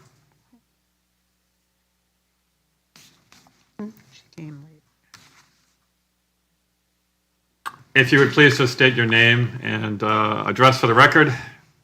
Hi, my name is Sarah Began. My address is 8 Pulpit Rock Road, Pelham, New Hampshire, which is the property directly behind his property, which you could actually see in the overhead. I operate an industrial property that is a 1-acre parcel as well. I have a home business on it, so what he is asking for is fairly similar to what was approved for me a few years ago. The only difference is the road frontage, but the shape of his property is fairly cohesive to what he's trying to do with it. So I have no problem with it. That's all. Okay, thank you, ma'am. Yeah, no problem. Anyone else who would like to speak in favor of this application? Hearing none. Anyone else who would like to speak in opposition or has questions regarding this application? Hearing none. Okay. I'm sorry, I'm going to go This is back. a rarity. Mr. Minotti, yes, you would come back. Are there any other questions from the board? I have nothing. You have nothing.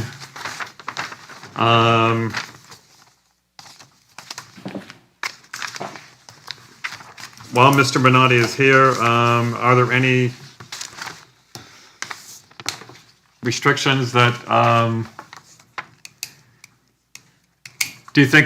are there any restrictions you think we should place on this business if we do grant the variance that we should discuss with Mr. Minotti while he's here? I would say operating hours, coming and going, employee parking. Question on the operating hours. This is an industrial already, so we keep going back and forth between is it industrial or is it home? If it's clearly an industrial area, then as you mentioned earlier, that the operating hours are basically Open. unrestricted. Correct, but this is a that Residential neighborhood road. is unique because it's a residential neighborhood in the industrial zone. It's rather interesting because one side of the street is industrial, the opposite side of the street is residential, And which side of the street is this on? the industrial side. So it's on the industrial side. Correct, but it's a residential lot, I surrounded would- by residential lots. I would suggest that we're going outside of our authorized requirements by saying that we can impose these restrictions, because if it's industrial, it's industrial. And if it's industrial and there are no restrictions in terms of operating hours, and that's what it is. But where this requires a variance, Only from the lot size perspective, correct? Yeah, Yes. that's where I don't know. Yeah, I don't think, I mean. He's not here for a special exception, so. I'm No, with Ken it's- on this If we're one. not, I I'll- don't think we can, I think imposing restrictions on something that doesn't. In a zone that doesn't have any restrictions? Yeah. Yeah. That's fine, I'll go with this. You know, I mean, it's, I suppose if people don't like it, they shouldn't buy a residential house in the industrial zone, is I guess what that boils down to. Yeah. Which, buy a house near an airport and complain Yeah. about the Yeah. planes. yeah, hey, What people they do did it all in the time. Drake, they developed a developer went in and bought acreage on the cheap, there was a pig farm. Eesh. Okay, knowing that there was a pig farm there, people bought it because it was a good price, the houses there, and then they all complained to drive the pig farm out of business, so, And they succeeded. Yes, they Yeah. did, unfortunately. Yeah. They did the same thing in They North succeed all too Andover. often. yeah. So, again, I don't think we should extend our Reach. reach.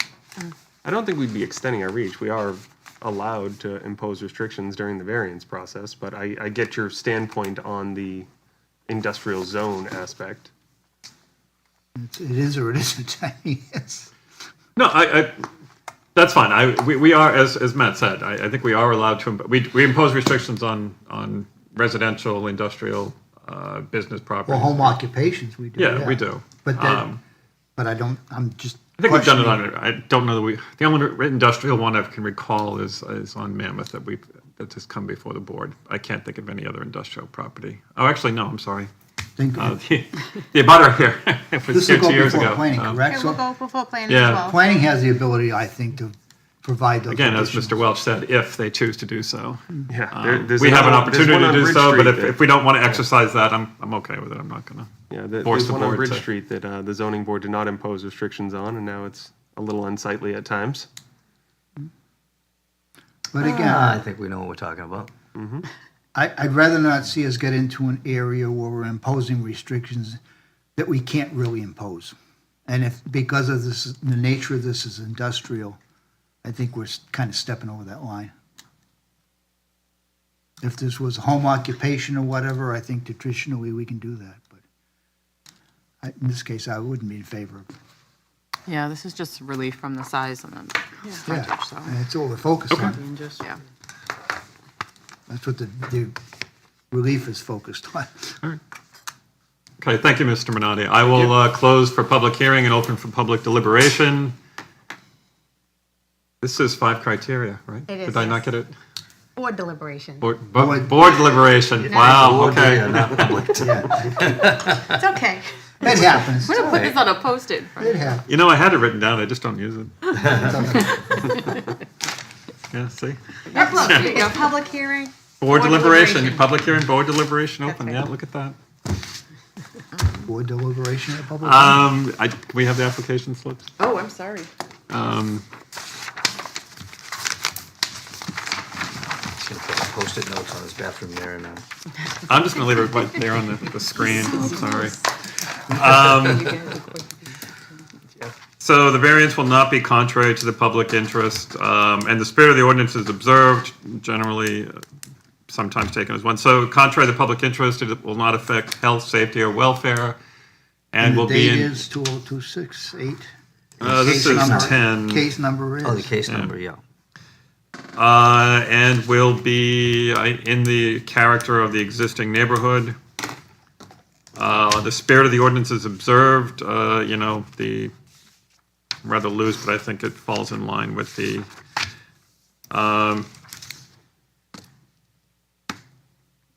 it's an industrial zone, as far as being contrary to the public interest, I think as it's, I usually discuss industrial, I don't see anything that would affect health, safety, or welfare.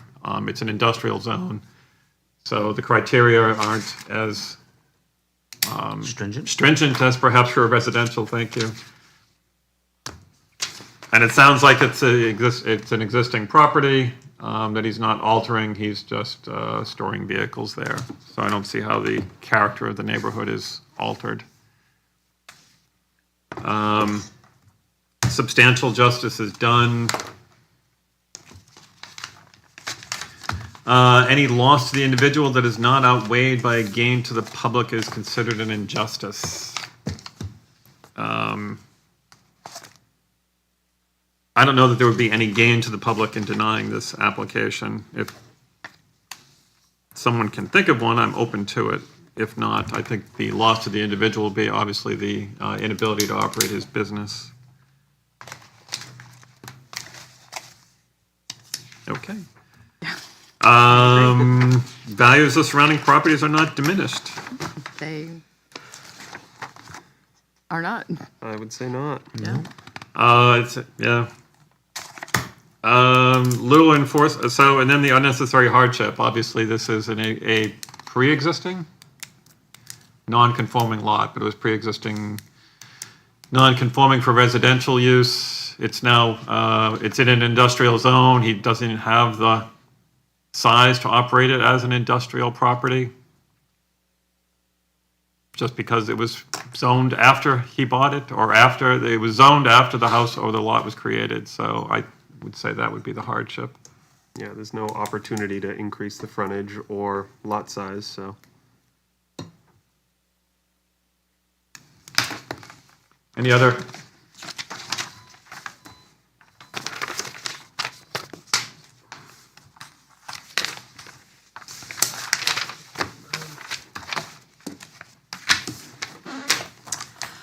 Matthew Welsh, 5 yeses, final vote yes. Andrea Juby, 5 yeses, final vote yes. Ken Stanvik, 5 yeses, final vote yes. Sean Hamilton, 5 yeses, final vote yes. David Wing, 5 yeses, final vote yes. Congratulations, Ms. Bernardi, you have your. Motion. Oh, we need a motion, sorry.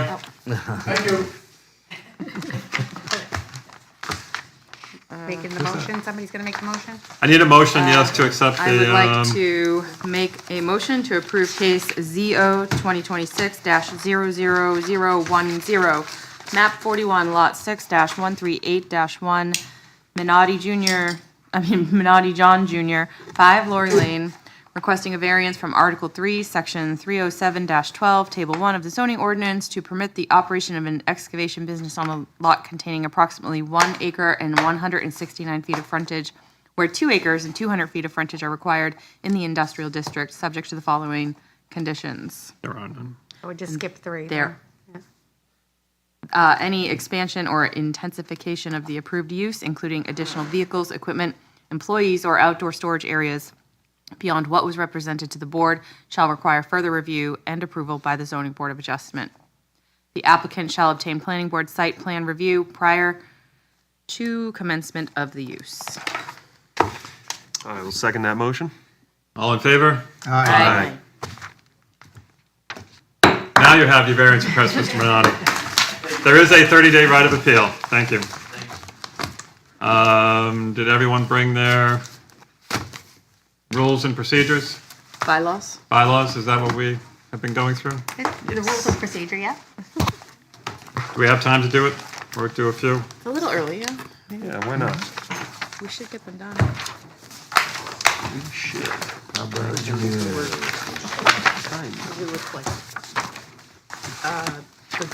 Are these the new ones that you gave? No. On these. No, you gave me old crap? Well, no, that's new stuff, but it's not your new rules of procedure. And I did write down where we left off, I Nope, think. I'm guilty, I didn't bring mine. We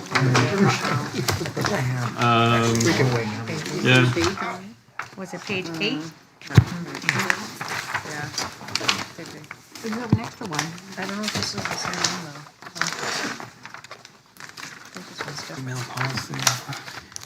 We got to page 8, Right in the middle. right before number 4. We're starting with number 4 on page 8. Still no? I'm guilty, I didn't bring mine. so. I might have added. Oh, boy. You don't have them in your binder, except for the other ones, maybe? Maybe, but he might not have the most. That's where mine were. Have a look.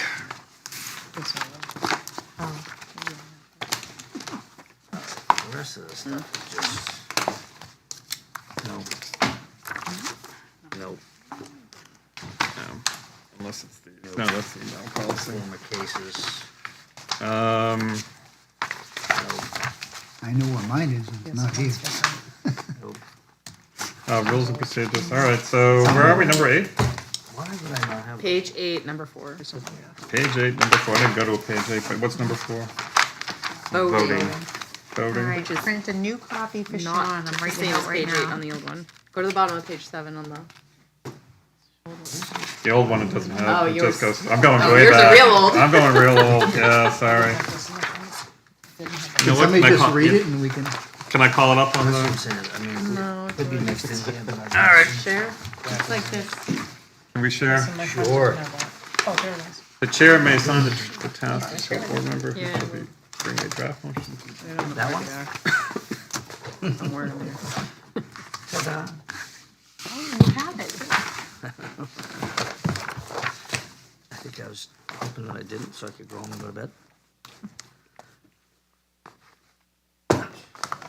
So just a reminder, to adopt these, you have to actually discuss what the changes are at a meeting, and then once you do all that, then you can schedule it for adoption.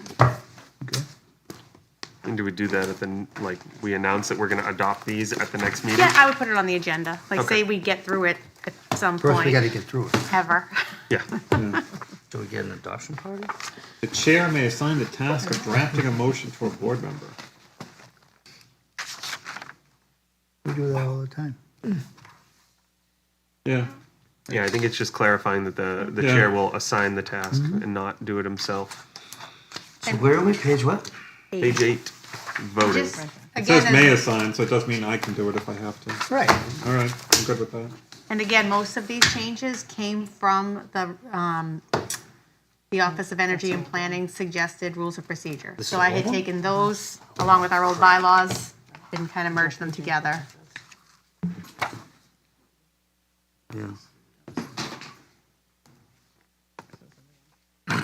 Oh, this is this is interesting because this came up with another board where they told us we had to deal with this in our bylaws. So where it says here, should a motion result in a tie vote or not receive the necessary 3 votes to decide in favor of the applicant, the opposite of a failed motion does not automatically prevail. The board must put forth a new motion to affirmatively set forth a decision. This actually came up A with. new motion to affirmatively deny. Yeah, or until somebody agrees on the reasons for why the motion failed, or, so, Yeah, so regardless, we have to have 3 votes in favor. and yes, Yeah. Or, or in agreement. yes, Three votes in agreement to say yeah. One way or 3 the votes other. to say correct, no. yeah. You need 3 votes. So the way this is worded, a failed vote doesn't necessarily mean a denial. It just In theory, means, have one member who keeps, well, you- flip-flopping back and forth between, I Yeah. don't want to decide? No, I think it just means that when the motion doesn't go forward, then all people have to agree that it's not. Okay. yeah, we have to, Yeah. All right. Or they could be- rescind or reword yeah, the or motion? you may not agree on the reason why it's being approved or denied, so that motion might fail, but then somebody may come up with a new motion with new reasons, and But you need 3. goes on, yeah, 3 in All agreement. right.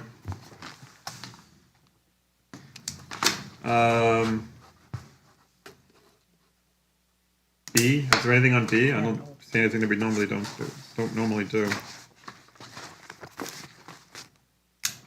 When it's black, it means no change, right? Yeah. If it's black, it was part of your original bylaws.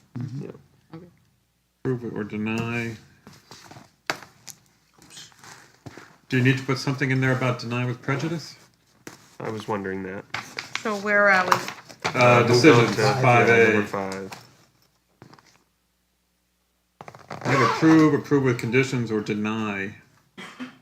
With or without prejudice? I can put with or without prejudice. Okay. Yeah. Yeah, that's a good idea. Covers that.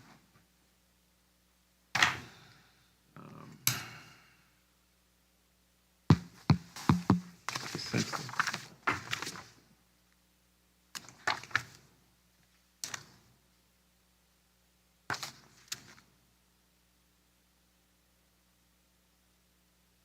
Again, you probably should be reading it out loud if you want it to mean anything.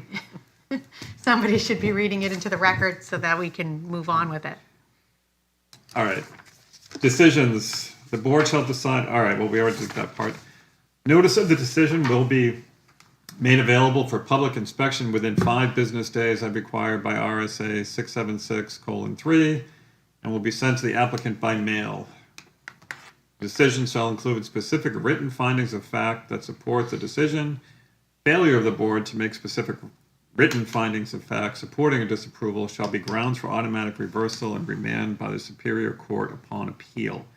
In accordance with the time period set forth in RSA 677:5 or RSA 677:15, unless the court determines that there are other factors warranting this disapproval.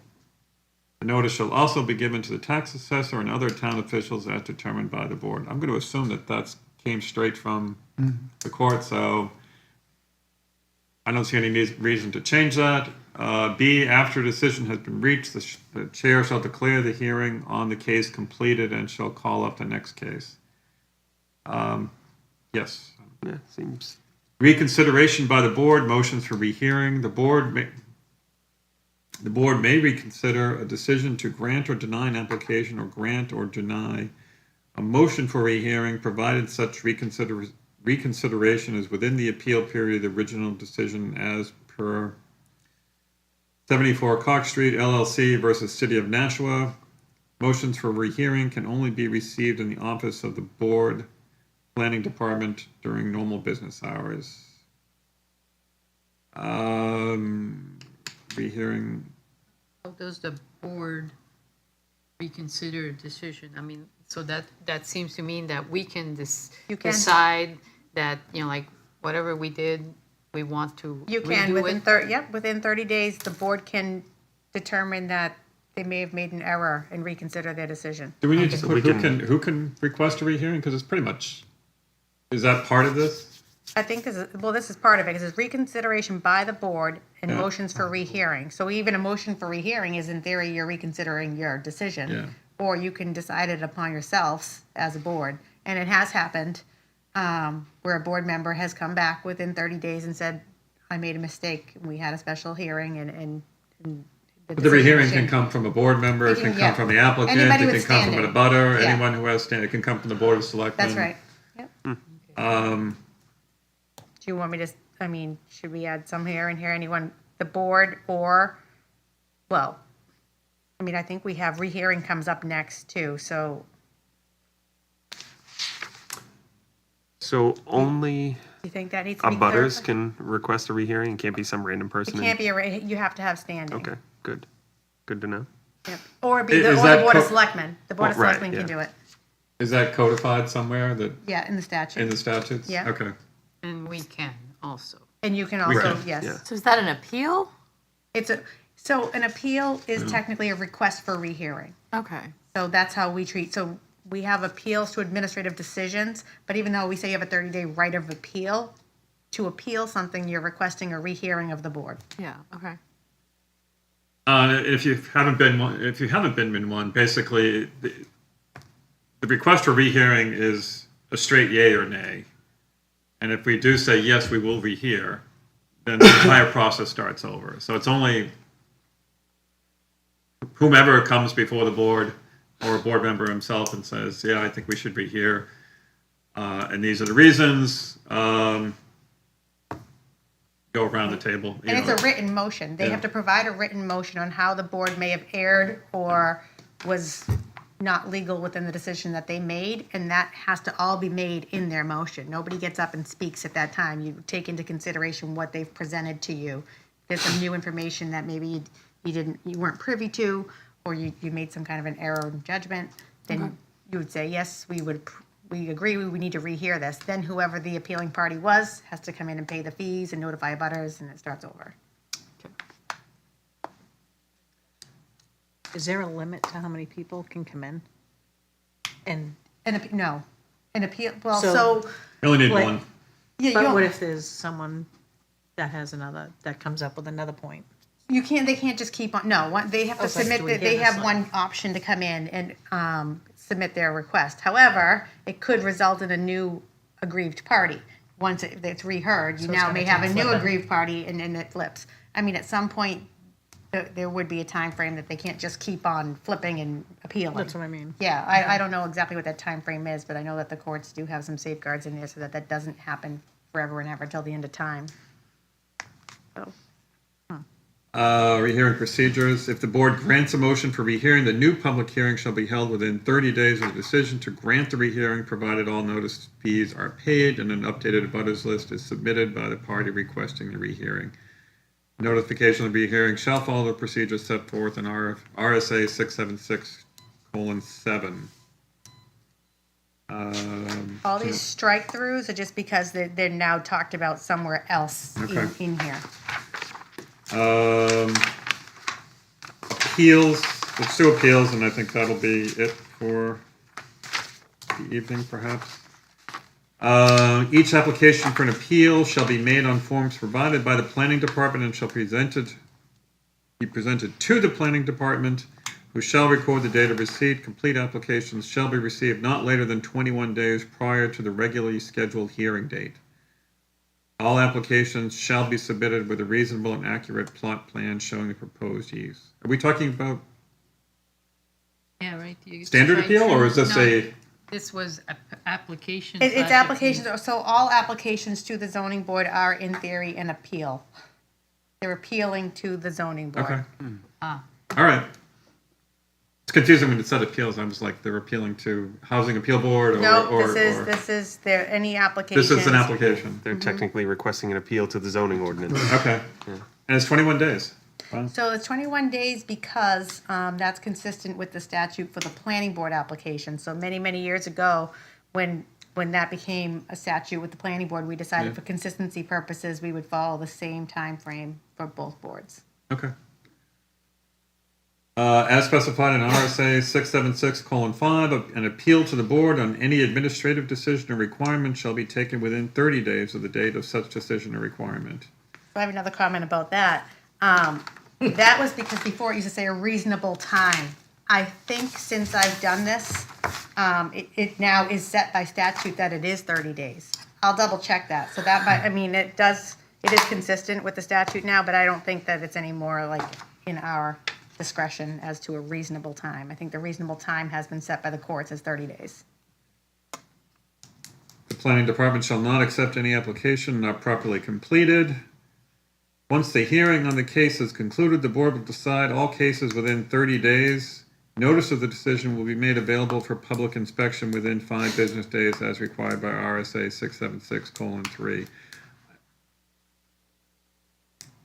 Is it still 30 days? So I want to make sure, because again, this is old, see how it's written in black, it's Yeah. old information. I know you have 90 days to make a decision, but that's not once the hearing has concluded. So let me look into that one a little bit more. I'll make a start. You know what I'm saying? I mean. I get what you're you saying, so have- the hearing can conclude and we have 30 days to actually, Yes, but I mean, I think you still have to fall within that Yeah. 90-day time frame. So let me check on that one. I would, yeah, I mean, I would prefer just to say, hey, the case must be decided, but, well, that's fine, I was gonna say must be decided, must be completed, or what is the 90 days? Be completed or be heard? You have to have concluded complete your it. decision within Yeah. 90 days unless the applicant has extended that and agreed Okay. to it. Is 90 days the statute, or could we make it 120? Statute. Okay. That's the state, I think. They increased it, they increased to it be to 90 days. Oh, 60? okay. Just because, Or 45, something was Well, low. planning board is 65. I'm not sure what it was before the 90 days. Maybe it was 30. And that's Maybe it why was it's 30 30. in here, yeah. It may have been. I'll check that one. Within 30 days, after any order or decision of the Board of Adjustment, any party to the action or proceedings or any person directly affected thereby may file a motion for rehearing with the board concerning any matter determined in the action or proceeding, or covered or included in the order, specifying in the motion for rehearing the ground therefore. Wow. The board may grant such rehearing if, in its opinion, good reason therefore is stated in said motion.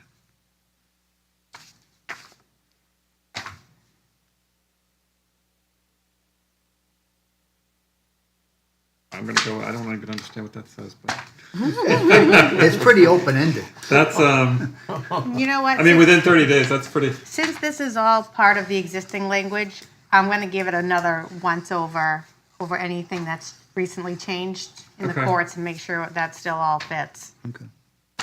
the board on its own motion may grant a rehearing with respect to any decision or order that is made within the 30-day appeal period. So this sounds like it's covering rehearings above, but, So as you guys remember, Yeah. I've had this before you for yeah, no, I maybe know. Okay. well over a year Yeah. now, so things may have changed a bit. yeah, because I thought that the criteria for granting a rehearing is that some new information has been, like provided. So this doesn't say anything, like, it just says they didn't like our decision. They have to try to explain to you what was wrong, how they feel the board erred in their decision. dates are on my slips right A really If good they've already stated all those reasons before, there's nothing new. then the board would probably not grant that rehearing. A good place to read more about this is that handbook I just handed out to everybody at the last meeting. They get really into that, explaining, good reason for a rehearing. Worth the read. All forms and revisions thereof shall be adopted by resolution of the board and shall become a part of these rules and procedures and bylaws. Fees, the amount of the fee for each application shall be sufficient to cover but not limited to the following administrative costs: notification of abutters cost, notification of the public cost. Should notification of abutters cost be stricken? Because do you still do that, or I thought that was you have the applicant do that? The amount of the fee for each applicant shall be sufficient to cover, we notify the abutters at the cost of the applicant. Oh, okay, I thought you, Yep. Notification of the public costs, compelling the attendance of witnesses by board member costs. And number 5, new pursuant, and I think this is what we were talking about earlier, pursuant to RSA 676:5, comma, V, the board may require the applicant to reimburse for expenses reasonably incurred by obtaining third-party review and consultation during the review process, provided that the review and consultation does not substantially replicate a review and consultation obtained by the planning board. The board shall require detailed invoices with reasonable task descriptions for services rendered. Upon request of the applicant, the board shall promptly provide a reasonably I'm assuming that was detailed accounting of expenses or corresponding escrow deductions with copies of supporting documentation. I think that should be detailed. A schedule of fees shall be approved by a majority vote of the members present at a regularly scheduled meeting. So question on that one, if we go to Eric as an example for consultation, some advice, whatever, how does he get paid for that? He's on retainer, or how does that work? He is on retainer, yes. So, I mean, I don't know how that works exactly. I mean, he must, He submits billable hours. yeah. Yeah, then and how he- does that get divvied up amongst the? Applicants? Amongst the applicants or amongst the different boards that may be requesting it? That would be a question for maybe the town administrator. I don't know the answer to that. Okay. Yes? They have separate billing headings for each. If he listens to something on a Yeah. particular case, then he goes by the number that we have for the case. Yeah. And puts that on Well, I the, was thinking that Ken was asking, how do they determine how much each Who board is ultimately- allocated? yeah. well, that's what I'm saying, is that when the attorney submits his billable hours, or his secretary submits the billable hours, it's broken down by case. So if it's pursuant to this person's case, then that person pays those billable hours. That's why it's broken down by billable. Oh, yeah, and that could be true By too, case. because when we talk about planning board, right, there's some certain forms and easement agreements, documents that are reviewed by town council, and we usually work right into the notice of decision at the applicant's expense. And then in that way, then the applicant would actually pay for those reviews as part of the But I know there's been project. cases where we have had situations like that on conservation, and it ends up being dispersed in various locations. Because when I review it in terms of my budget proposal, Yeah, you go looking for it and you say, well, I get charged so much money, where did that come from? yeah, that I And don't. sometimes I don't find know. out that it really wasn't us, it was somebody else, but it was getting charged to. I believe the Board of Selectmen have a legal budget. One legal budget that goes to Kind of the all of the blanket budget, departments. I okay. think so, but I would that, imagine that they do, but I know I don't have a line item in my budget specific to, There was a town To line legal. for legal, right. which I assume would cover any But I think the board question is, appearances. huh? but I think the question is, should that be getting billed to the applicants if we do need? Is that something that we should be passing along the cost to, like anything else? To Could the be. applicants? We could be. I think that might, I don't know, because that falls under, like, if we had a wetland scientist go to a property and we paid for that, they'd have to reimburse us. Yeah. So I would think that legal counsel on a case might fall in that same, I can check with legal. At your expense, Matt. I will not. You know, and I was thinking about that because he and I talked kind of recently about some of the planning board applicants because, like I said, that they require a lot of reviewing of the plans along with their deeds and their easements and covenants and restrictions and that takes a lot more work and time. So we had talked about whether or not that should go back to being borne by the applicants. With ZBA, I mean, maybe, I don't know. Lots of times it's our questions that we're asking him. That might be a little different. yeah. We went through something similar to that. We deal a lot sometimes in land donations. And part of the legal review process is to look and see if there are any encumbrances on those donations. You know, is there anything Liens or pending? anything, And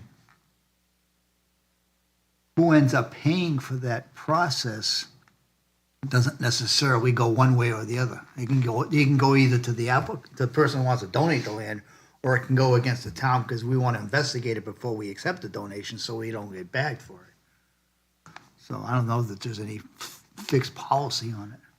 But I think your point is well taken. I mean, Yeah. should in fact that be put on to the applicant, Right. the requester? I can find out. Sure. I think it's Okay. worth just asking the question just to see. You know, we let the people creating the need bear the burden of the cost versus the general fund, I think is a more fair way. Right. Do we have time to do page 12? I didn't think we were going to do page 12. I thought- 'cause We're almost We were originally done. talking about going to. Yeah, I know, that's why I'm like, we've only got top of- 2 pages left, really, so I'm just curious, do we want to push through it, or do you? It's 9 o'clock. I mean, it's not like we're gonna turn into midnight. pumpkins. Okay. We're not going to turn into pumpkins, but somebody needs to get up at 3:30 in the morning. The records of the board shall be kept by the clerk and made available for public inspection at the planning department in accordance with RSA 673:17. Pretty straightforward. So the Final written records- decisions will be placed on file and available for public inspection within 5 business days after the decision is made. The decision shall include specific written findings of fact that support the decision, RSA 676:3. Yep. That's right Minutes out of all statute. meetings, including names of board members, names of board members who made or seconded each motion, persons appearing before the board, and a brief description of the subject matter shall be open to public inspection within 5 business days of the public meeting. Yep. Approved minutes must also be posted on the website in a consistent and reasonably accessible location, or notice must be posted and maintained on the website stating where minutes may be reviewed and copies requested. RSA 91-A:2, Part 2, or Roman numeral 2. Yep. Public Should that- notice. Oops. Quick question, should that section include the timeline for when the approved minutes have to be? There is no timeline for approved minutes. Really? Towns Okay. don't even have to approve minutes. It's our process, and we do that, but it's not a requirement. Oh, so just any copy of the minutes within 5 days and that satisfies it? Yep. All right. But I mean, consistent with how we do it, we obviously do approve minutes, and then they get posted. Yeah. If you're not changing it, do I need to read it? No, I wouldn't say so. I think it was just Okay, the stuff in red, we'll right? move to that. Rules and procedures, these rules and procedures and bylaws shall be adopted or amended by majority vote of the members at a regular meeting of the board, provided that such new rules or amendments are proposed and discussed prior to the meeting at which the vote is to be taken, and shall be placed on file with the town clerk and be available for public inspection pursuant to RSA 676:1. Waivers, any portion of these rules and procedures may be waived in such cases where, in the opinion of the board, strict conformity would pose a practical difficulty to the applicant, and a waiver would not be contrary to the spirit of the rules. Joint meetings or hearings, a public hearing on any appeal to the ZBA will be held jointly with another board only under the following conditions. The joint public hearing must be a formal public hearing on appeals to both boards regarding the same subject matter, and if the other board is the planning board, RSA 676:2 requires that the planning board chair shall chair the joint hearing. If the other board is not the planning board, the ZBA chair shall chair the joint hearing. And I don't know what that "and" is for, but, I didn't know we could have joint meetings. I'm gonna strike that and. okay. Each one of them has that. It's like, Oh. it's this Oh. and, it's this and, it's this. Oh, yeah. Provisions covering the conduct of public hearings set forth in these rules, together with such additional provisions as may be required by the other board, shall be followed. The other board shall concur with these conditions. I like them. Okay. Thank you. I'd like to, before we believe I've had one joint hearing since I've been here. go further on and get away from this topic, I'd like to also propose that we put something in here for the handling of confidential information. Okay, so I did talk to Mrs. Sandvik about this earlier. I will look into that for sure. And because I have to look into a couple other things, you want to just leave this one more time on our next agenda to give it like a once-over if anything's changed before we adopt it? Because I do want to double check some of those existing language. Could I explain the rationale behind it? Yep. Yeah, I'm not accusing anybody on any boards that would leak that information, but currently, it's being investigated. There currently isn't anything that binds people to keep information confidential. Either information has been given to us in confidence or in a non-public setting. The example I like to use is conservation. Oftentimes, we're in negotiations with landowners on proposals to purchase land, all right? And sometimes this land is quite attractive to developers. And should that information get leaked to a developer that, hey, conservation's looking at buying this land, if you're really interested, you ought to get in there and, lowball it, because conservation usually tries to come in with a very conservative number for purchase.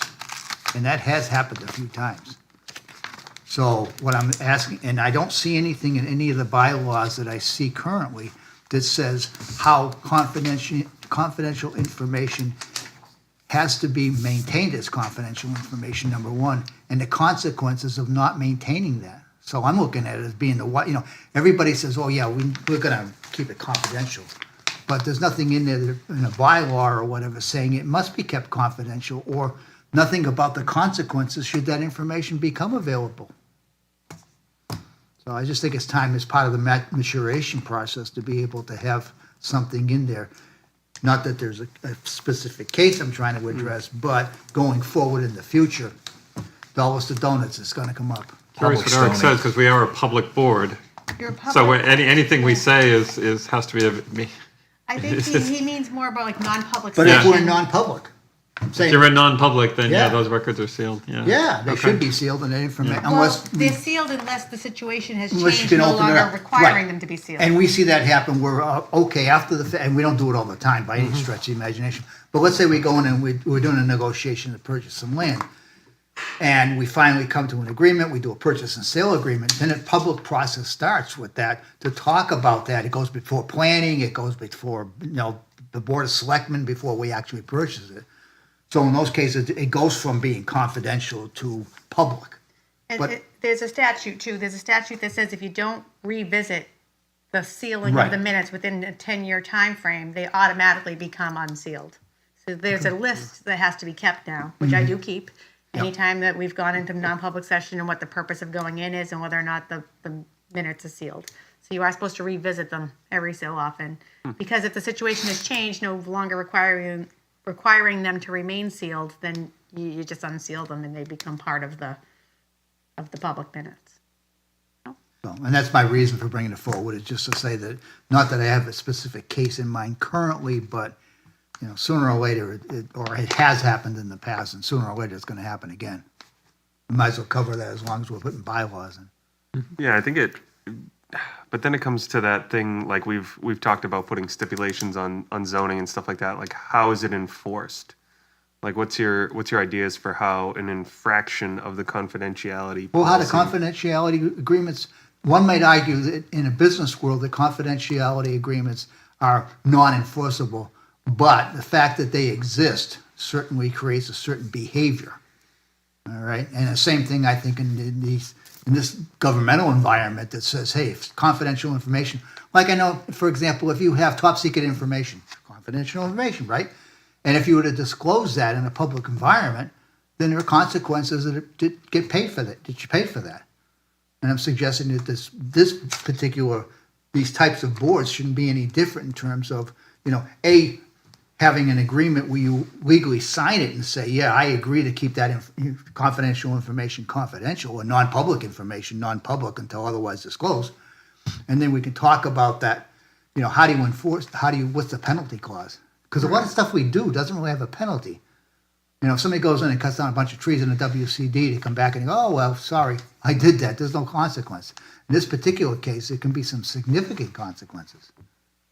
Is there like a town-wide I've been searching for that, confidentiality and- agreement? I don't know. I'm just saying that, like if there people is I've one, asked- then usually you just copy it down. The people I've asked have not been able to come up with one. I- So I'm questioning whether one actually exists. And I know when I come on this board, I wasn't asked to sign a confidentiality agreement. More often than not, And I know the that- reverse is what we're asked, is that we have to be more public, more open, as opposed to less There's a public. town policy, but I don't know how the town policy relays down to board members. I mean, I know that's for public employees. I'd have to look Or at that too. even at the Board of Selectmen's level. I don't know that there's anything in there that says if they have a non-public meeting to discuss whatever, that, How about New Hampshire state law? Do they have a concept of confidentiality and keeping I don't confidential? know. I think it's a That's good what I'm question. Because when we swear to uphold And New that's what we Hampshire were just state talking, law. we were talking about the oath of office that you take, so I'll look into that. but that's my rationale behind it. It's just preventive as opposed to a specific incident. Yeah, yeah, I'm just curious on the enforceability of it. You have to censored. find who. Huh? did You'll it. be censured. I suppose. Yeah, I mean, Public stonings and floggings. Well, I know there have been public censures. Still take it. There sure have. Can I change the subject? Yes. Is there like a law that says the alternates cannot participate during board deliberation? Yes. Or is it just our bylaw? You know what, I don't know if it's an actual law, but it's absolutely been drilled into us at trainings that I've attended, I know that Okay. Matt's attended, that they should not be, because if you're not appointed as a voting member at that time, you're at that point no more than a member of the public. Okay. So that's Just an the observer. rationale behind it. Whether or not there's a statute that goes with that, I'm not sure. But again, if you look at that same handbook that I handed out that was just redone, they talk about that in there Okay. too. Because Michelle always looks like she has something really important to say. I know, it's like she forgot to get it out, and yeah. and I'm But sorry once- if I, But can they Blurted participate when we stuff haven't out. when we haven't closed it to the public? For Yes, ex- that they yes, can. But once we absolutely. close it to the public, Yep. it becomes only the board discussion. Right, and that's even why I usually try to say nothing unless you're looking at me, asking me something at that point, because now you're deliberating. Okay. And that's between the board. I tried to get it removed. it's hard. We need to learn sign language, and then you can tell me. Text it to a board member. No, let's, it was ixnay on the texting board Yeah. members during Yeah. meetings. We'll not do that. That is. Should I add Or that not. into the bylaws, or do we just know not to do that? We're not going to do I that. think we know. Okay, Yeah, that could be, yeah. okay. Unless Motion you to want the adjourn. government to have access to your phone for a 91A request. I would like to make a motion to adjourn. Second Second. the motion. Oh, I'm sorry, motion, Ms. Duvey, second, Mr. Stanvik, in favor, all in favor? We done. We got through them.